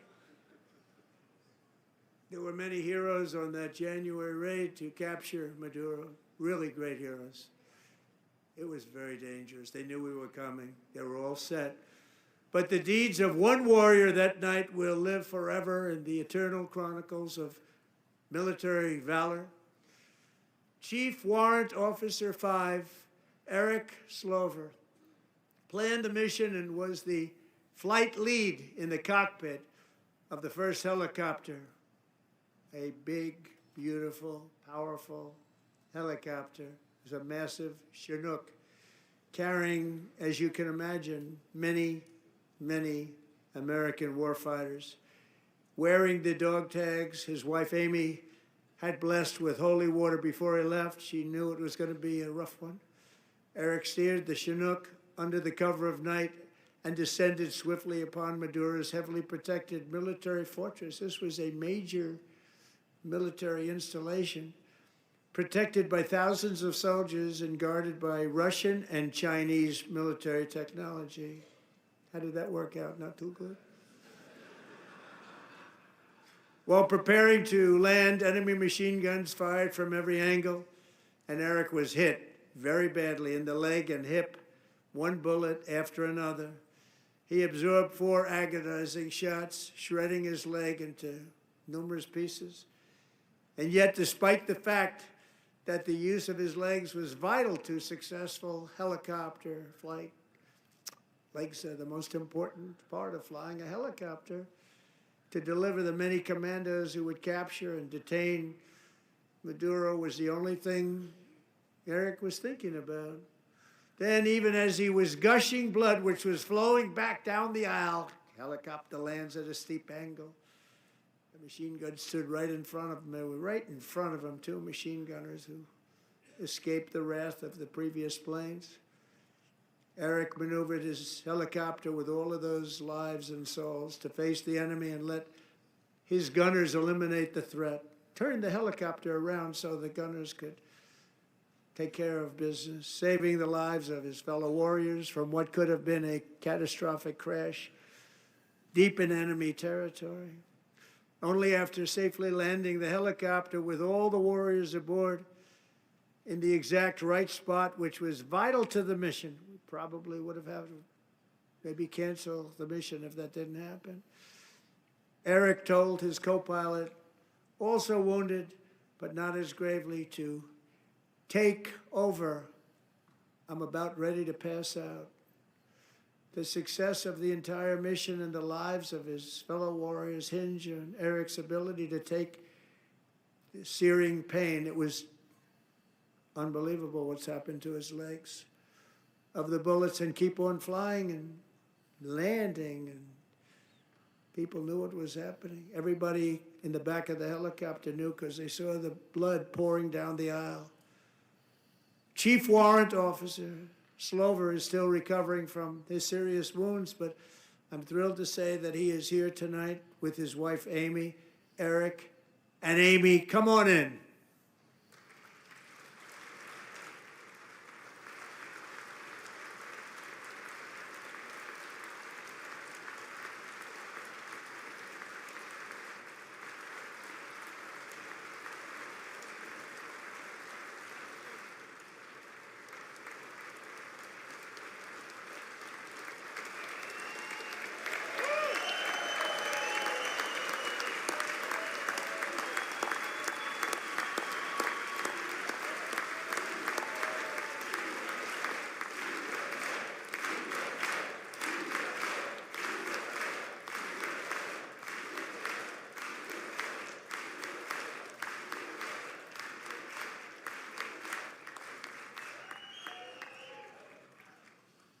So we have a surprise for Eric and Amy. In recognition of Eric's actions above and beyond the call of duty, I would now like to ask General Jonathan Braga to present Chief Warrant Officer Slover with our nation's highest military award, the Congressional Medal of Honor.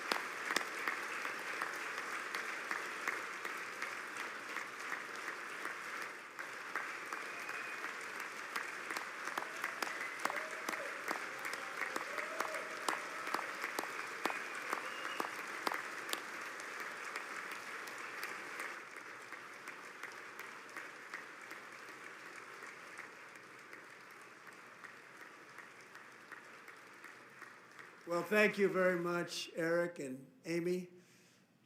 Great to get to know you. I met with them and with a lot of their fellow warriors at Fort Bragg recently. You notice the name Fort Bragg, we have it back, we brought it back. We won the First World War with it, the Second World War with it, and then they decided to change the name. So we changed it back. Everybody wanted to change back too. And 10 of Eric's fellow warriors from that incredible night of victory will also be receiving medals at a private ceremony that will soon be held at the White House, and Eric will be there. Thank you.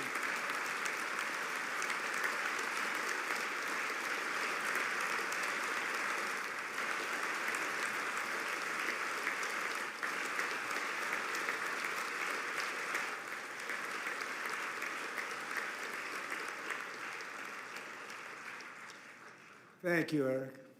That's a big one. Tonight we've celebrated many truly extraordinary American patriots, but there is one last living legend to honor before we go. He is one more heroic American aviator, Navy fighter pilot. Royce Williams served in World War II, Korea, Vietnam, flying more than 220 missions. In the skies over Korea in 1952, Royce was in the dogfight of a lifetime, legendary dogfight. Flying through blizzard conditions, his squadron was ambushed by 7 Soviet fighter planes. It was his first aerial combat of the war, and despite being massively outnumbered and outgunned, Royce led the takedown of 4 enemy jets and almost destroyed the others, vanquishing his adversaries while taking 263 bullets to his own plane and being seriously hurt. His story was secret for over 50 years. He didn't even want to tell his wife, but the legend grew and grew. But tonight, at 100 years old, this brave Navy captain is finally getting the recognition he deserves. He was a legend long before this evening. Royce, please stand up, and I will ask the First Lady of the United States to present Captain Royce Williams with his Congressional Medal of Honor.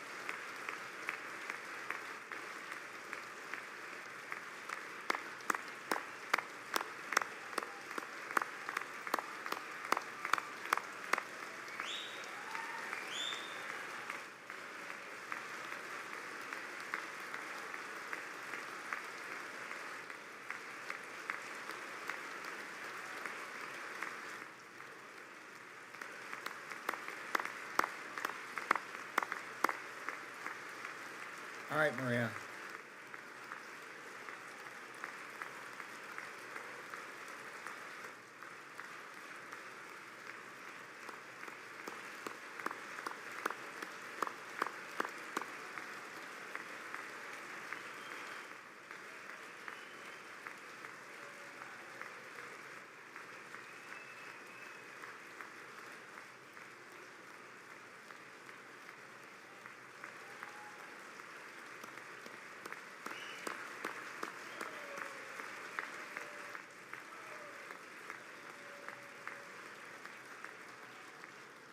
Thank you, Royce, and thank you, Eric.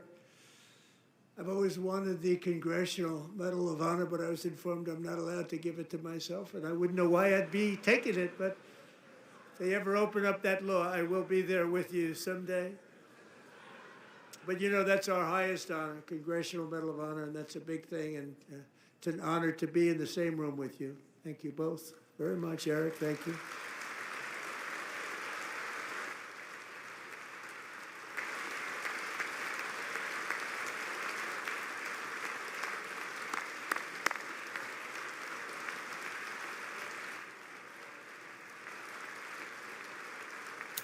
Thank you. 250 years is a long time in the life of a nation, but in another sense, it's really a mere moment in the eye of history. Two of the gentlemen we met in the gallery this evening took their first breaths 1 century ago, 100 years before that, on July 4th, 1826, the author of the Declaration of Independence, brilliant, Thomas Jefferson, drew his last breath. Just a single long human lifespan separates the giants who declared and won our independence from the heroes who stand among us tonight. Everything our nation has done, everything we have achieved, has been the work of those few great lifetimes. In those brief chapters, Americans built this nation from 13 humble colonies into the pinnacle of human civilization and human freedom, the strongest, wealthiest, most powerful, most successful nation in all of history. Americans ventured out across the daunting and dangerous continent. We carved paths through an unforgiving wilderness, settled a boundless frontier, and tamed the beautiful but very, very dangerous Wild West. From empty marshes and wide open plains, we raised up the world's greatest cities. Together, we mastered the world's mightiest industries, and shattered history's monstrous tyrannies, and we liberated millions from the chains of fascism, communism, oppression, and terror. Americans lifted humanity into the skies on the wings of aluminum and steel, and then we launched mankind into the stars on rockets powered by sheer American will and unyielding American pride. We wired the globe with our ingenuity. We captivated the planet with American culture. And now we are pioneering the next great American breakthroughs that will change the entire world. All of this and so much more is the enduring legacy, unmatched glory of the hardworking patriots who built and defended this country and who still carry the hopes and freedoms on all of humanity's backs. For years they were forgotten, betrayed, and cast aside, but that great betrayal is over and they will never be forgotten again, because when the world needs courage, daring, vision, and inspiration, it is still turning to America. And when God needs a nation to work his miracles, he knows exactly who to ask. There is no challenge Americans cannot overcome, no frontier too vast for us to conquer, no dream too bold for us to chase, no horizon too distant for us to claim.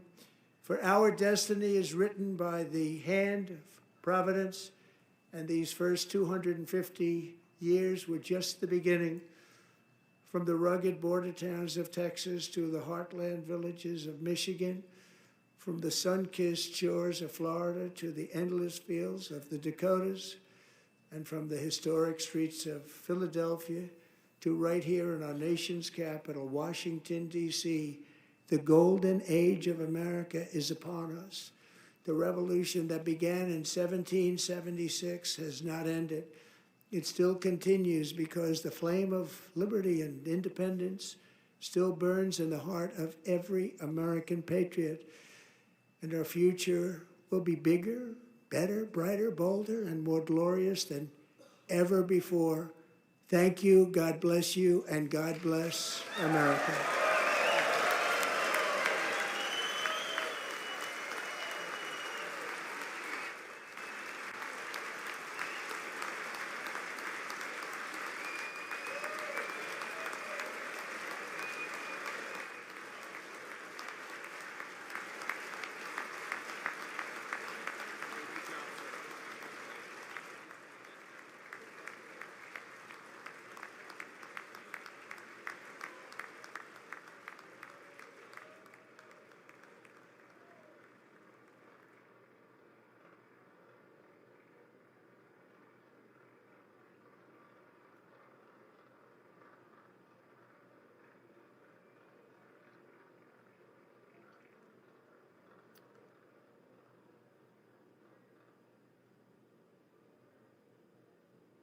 This was so beautiful.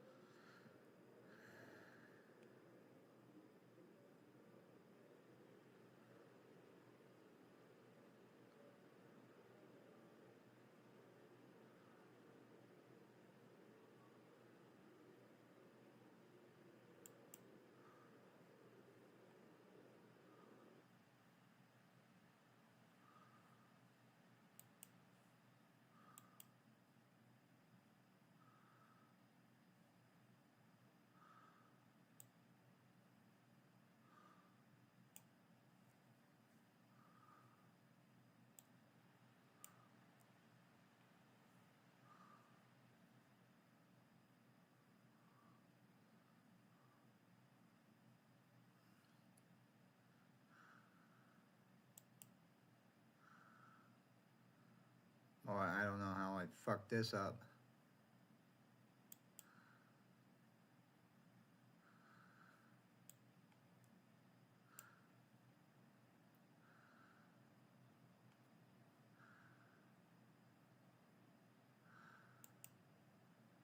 I'll have to figure it out.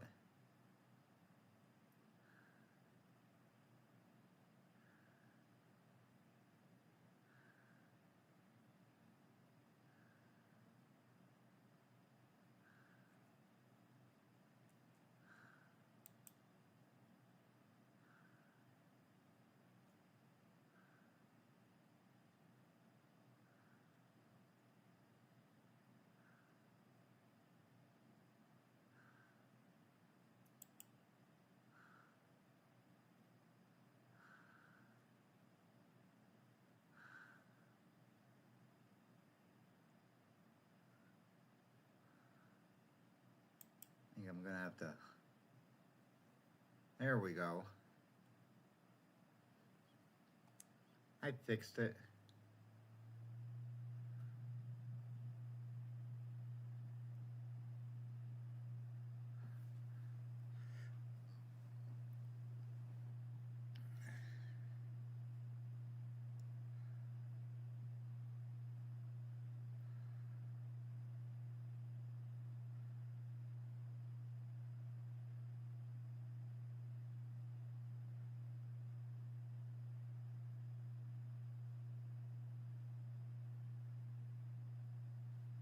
Come on, you're late.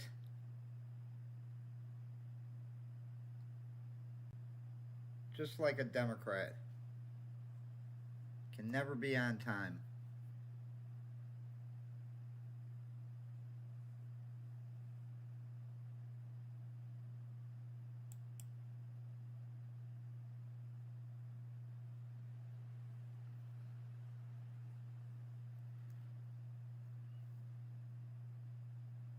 Gee, I'm doing good. How about you?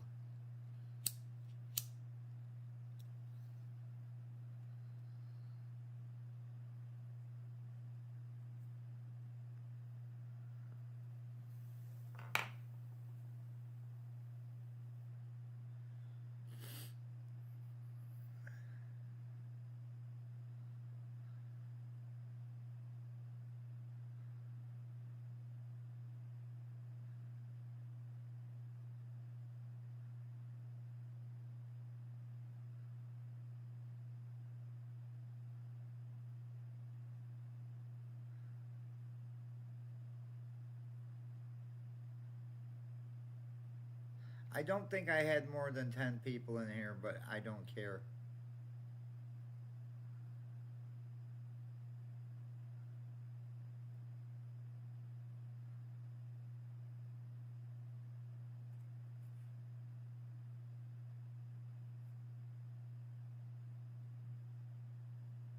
Oh, you're at work?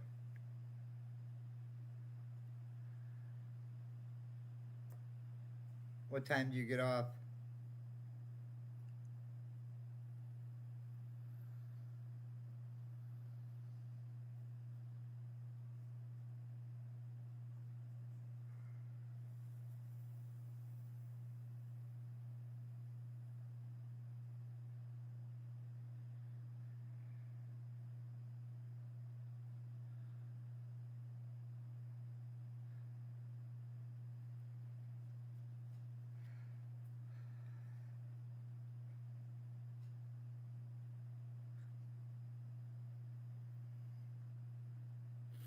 Maybe she won't give a response.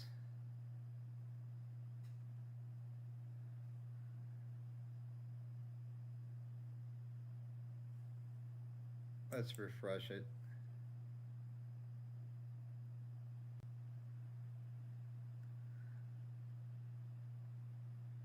With any luck, she fell asleep.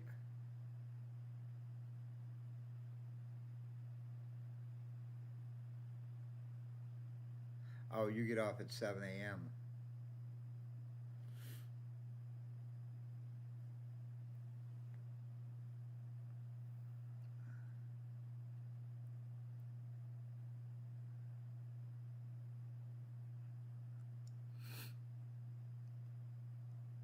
Well, I'm not waiting all night for this woman.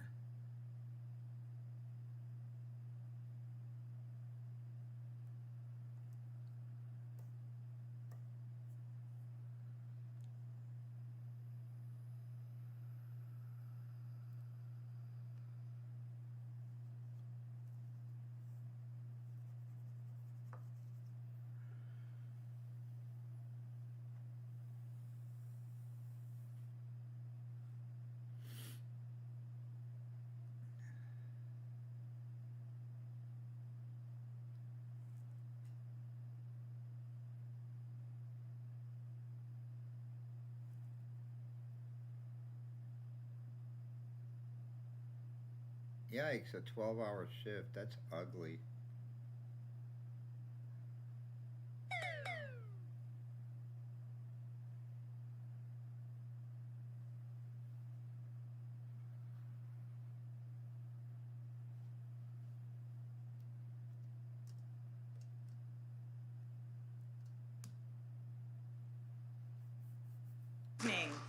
Good evening and welcome to historic Williamsburg. We are gathered here in the chambers of the House of Burgesses. In 1705, the people of the Virginia colony gathered here to take on the extraordinary task of governing themselves. Before there was a Declaration of Independence, a Constitution, or a Bill of Rights, there were people in this room. The people who served here ultimately dreamed of what a new nation, unlike anything the world had ever seen, could be. The United States was founded on the idea that ordinary people could reject the unacceptable excesses of poor leadership, band together to demand better of their government, and create a nation that would be an example for the world. And this year, as we celebrate 250 years since America declared our independence from tyranny, I can think of no better place to speak to you as we reflect on the current state of our union. Tonight, as we watched our nation's lawmakers gather for a joint session of Congress, we did not hear the truth from our president. So let's speak plainly and honestly, and let me ask you, the American people watching at home, 3 questions. Is the president working to make life more affordable for you and your family? Yes. Is the president working to keep Americans safe both at home and abroad? Yes. Is the president working for you? Yes. As I campaigned for governor last year, I traveled to every corner of Virginia, and I heard the same pressing concern. And you everywhere. lied to them. Costs are too high in housing, And you're only healthcare, going to raise energy, them. and childcare. And I know A tax these same on dog conversations are walking being is had what you're all implementing. across this country. Dog walking. Because since this president took office last year, his reckless trade policies have forced American families to pay more than $1,700 each in tariff costs. Small businesses have suffered, farmers have suffered, some losing entire markets. Everyday Americans are paying the price. And even though the Supreme Court struck these tariffs down 4 days ago, the damage to us, the American people, has already been done. Meanwhile, the president is planning for new tariffs, another massive tax hike on you and your family. And Republicans in Congress, they remain unwilling to assert their constitutional authority to stop him. They're making your life harder. They're making your life more expensive. They're even making it more difficult to see a doctor. Rural health clinics in Virginia and across the country are already closing their doors thanks to the so-called One Big Beautiful Bill, championed by the president and Republicans in Congress. And tonight, the president celebrated this law, the one threatening rural hospitals, stripping healthcare from millions of Americans and driving up costs in energy and housing, all while cutting food programs for hungry kids. But here in Virginia, I am working with our state legislature to lower costs and make the Commonwealth more affordable.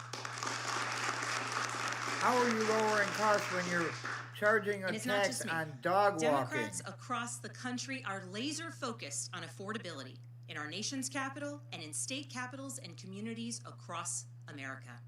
In the most innovative and exceptional nation in the history of the world, Americans deserve to know that their leaders are focused on addressing the problems that keep them up at night. Problems that dictate where you live, whether you can afford to start a business or whether you have to skip a prescription in order to buy groceries. So I'll ask again, is the president working to make life more affordable for you Yes. and your family? Yes. We all know the answer is no. I grew up in a house of service. My mother was a nurse, and my father was a career law enforcement officer.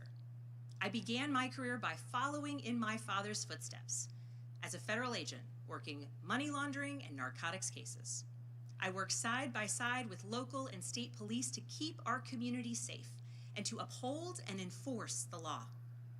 Law enforcement officers across the country know that it is a unique responsibility to do the serious work of investigating crimes, comforting victims, and making arrests.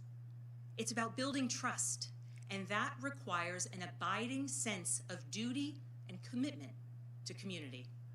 And yet, our president has sent poorly trained federal agents into our cities, where they have arrested and detained American citizens and people who aspire to be Americans. Give me a And they have break. done it without a warrant. They have ripped nursing mothers away from their babies. They have sent children, a little boy in a blue bunny hat, children to far off detention centers, and they have killed American citizens in our streets. Yeah. And they have done When it all they with their interfered faces and masked threatened our law from accountability. enforcement. Every minute spent sowing fear is a minute not spent investigating murders, crimes against children, or the criminals defrauding seniors of their life savings. Oh, really? Our president told us tonight that we are safer because these agents arrest mothers and detain children. Think about that. Our broken immigration system is something to be fixed, not an excuse for unaccountable agents to terrorize our communities. What about the After working in 350,000 law enforcement, children I that continued my Biden career gave over service to as a CIA pedophiles? officer, working undercover to protect the United Trump States is finding and our all those allies children. from global threats, terrorism, nuclear weapons, and the aggression of adversarial nations around the globe. But as the president spoke of his perceived successes tonight, he continues to cede economic power and technological strength to Russia, bow down to China, bow down to a Russian dictator, and make plans for war with Iran. Here's the truth. Over the last year, through DOGE, mass firings, and the appointment of deeply unserious people to our nation's most serious positions, our president has endangered the long and storied history of the United States of America being a force for good. So I'll ask again, is the president working to keep Americans safe, Yes. both at home and abroad? Yes. We all know the answer is no. In his speech tonight, the president did what he always does. He lied, he scapegoated, and he distracted. And he offered no real solutions to our nation's pressing challenges, so many of which he is actively making worse. He tries to divide us. He tries to enrage us, to pit us against one another, neighbor against neighbor. And sometimes he succeeds. And so you have to ask, who benefits from his rhetoric, his policies, his actions, the short list of laws he's pushed through this Republican Congress? Somebody must be benefiting. He's enriching himself, his family, his friends. The scale of the corruption is unprecedented. There's the cover-up of the Epstein files, the crypto scams, cozying up to foreign princes for airplanes and billionaires for ballrooms, putting his name and face on buildings all over our nation's capital. Hey, it works This for is the not what our Ayatollah. founders envisioned, not by a long shot.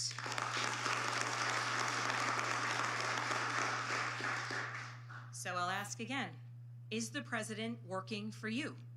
We all know the answer Is no. yes.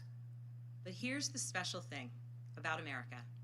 On our 250th anniversary, we know better than any nation what is possible when ordinary citizens, like those who once dreamed right here in this room, reject the unacceptable and demand more of their government. We see it in the determination of students organizing school walkouts all across the country, whose voices are becoming so powerful that the governor of Texas seeks to silence them.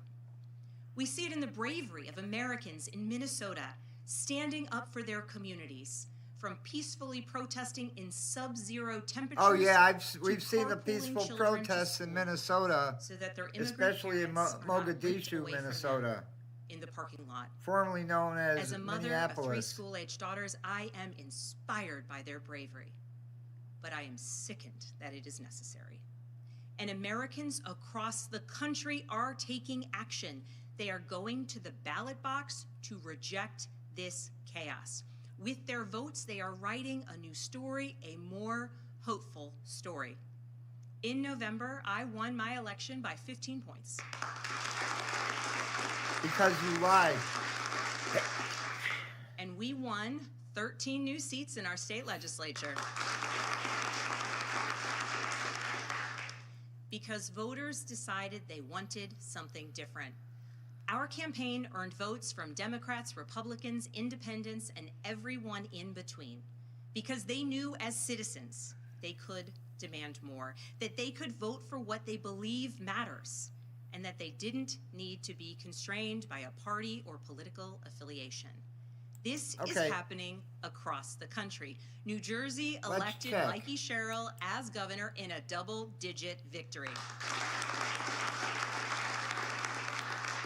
Democrats flipped state legislative seats in places like Georgia, Iowa, Mississippi, and Texas. The list goes on and on. Ordinary Americans are stepping up to run in the spirit of our forefathers. They are running to demand more and to do more for their neighbors and communities. I know this story well.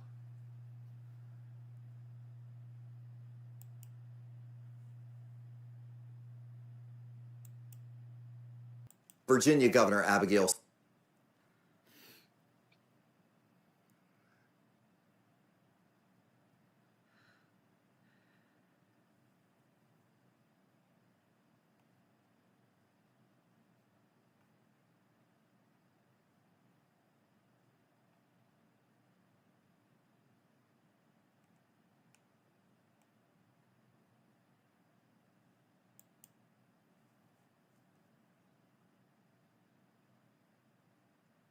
Bans on assault weapons, raising taxes on firearm sales, and creating penalties for those who don't store their weapons properly have all been part of a sweeping package of bills put forward by Virginia lawmakers during this session's General Assembly. Virginia Democrats have made regulating the firearms industry in the state a top priority during the early part of the year. We went to the nation's gun show at the Manassas Mall this past weekend to talk to gun dealers and gun owners about what they think about the proposals. I'm Matt Delaney with the Washington Times, and I'm here with Matt Samosky. Joe Jackson. Paul from Black Widow Arms. Annette Elliott. I am the president and owner of Showmasters Gun Shows. Roderick Honeycutt. So, Rod, what do we think about the new gun laws proposed in Virginia this term? Some of them make no sense, and some I can kind of see. Well, one, I think they're unconstitutional, and it's very unfortunate. It's just punishing law-abiding citizens and making it much harder for us to enjoy the shooting sports, to protect our families. Well, it's really a shame because our country is founded on the U.S. Constitution. I think it's tyrannical. I think it's one of the most aggressive policies towards law-abiding citizens. Well, I think the gun laws that have been proposed in Virginia are a little bit unfair to the people that actually follow the laws. And the ones that do make sense to you, which ones are those? I can see the one they're talking about with the training beforehand. I can see the logic in that. I don't understand the magazine ban. That's going to make me a criminal, and thousands of others in Virginia as well. The taxes is another big one on the firearms. 11% on ammunition and on guns. $500 on a suppressor when suppressors are used in 0.003% of crimes. The sad part about it is the people they're taking the guns away from or trying to prohibit ownership or limit ownership are the best people in the country. They have no records, they take care of themselves, they're good citizens, they work, they pay taxes, they protect their families, and we're vilified. It's like a community for everybody to come here. We don't rule anybody out. Everybody gets vetted. There's no loopholes here. And if you notice, and when you look around, everybody does a very extensive background check to acquire the firearms. Would that affect your inventory that you have? It absolutely would. Matter of fact, I don't know a single gun owner that doesn't have a firearm that would be banned under the new law if it passes. I think it's 217, HB 217. I think that's Dan Heller's, the one that wants to ban any firearm that would accept a magazine that holds more than 10 rounds. That is 95% of modern firearms. It'll put most of these gun shops, these small gun shops, out of business. Would any of the firearms you have on display today qualify as an assault weapon under the new law? All of them.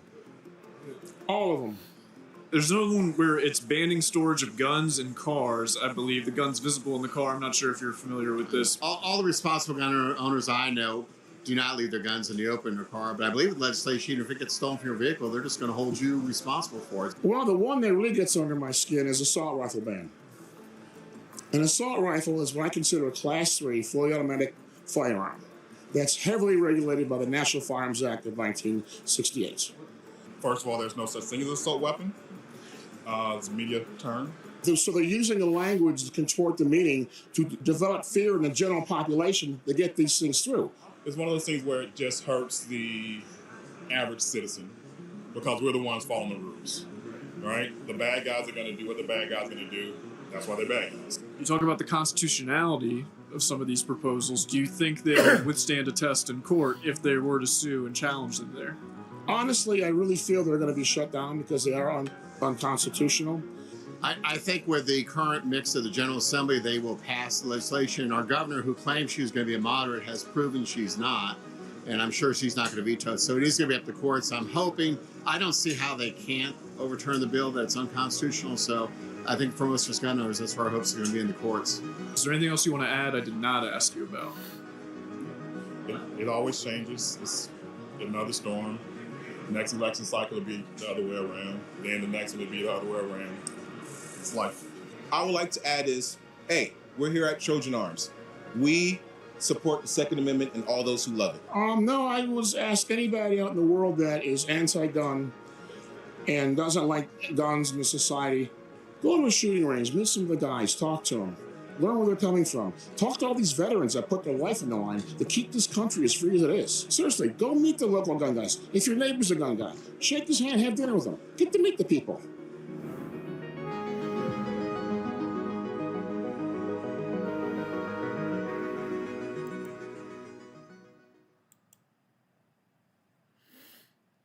All right, I'm going to end it here. I just wanted to show everybody how much of a liar she is. And I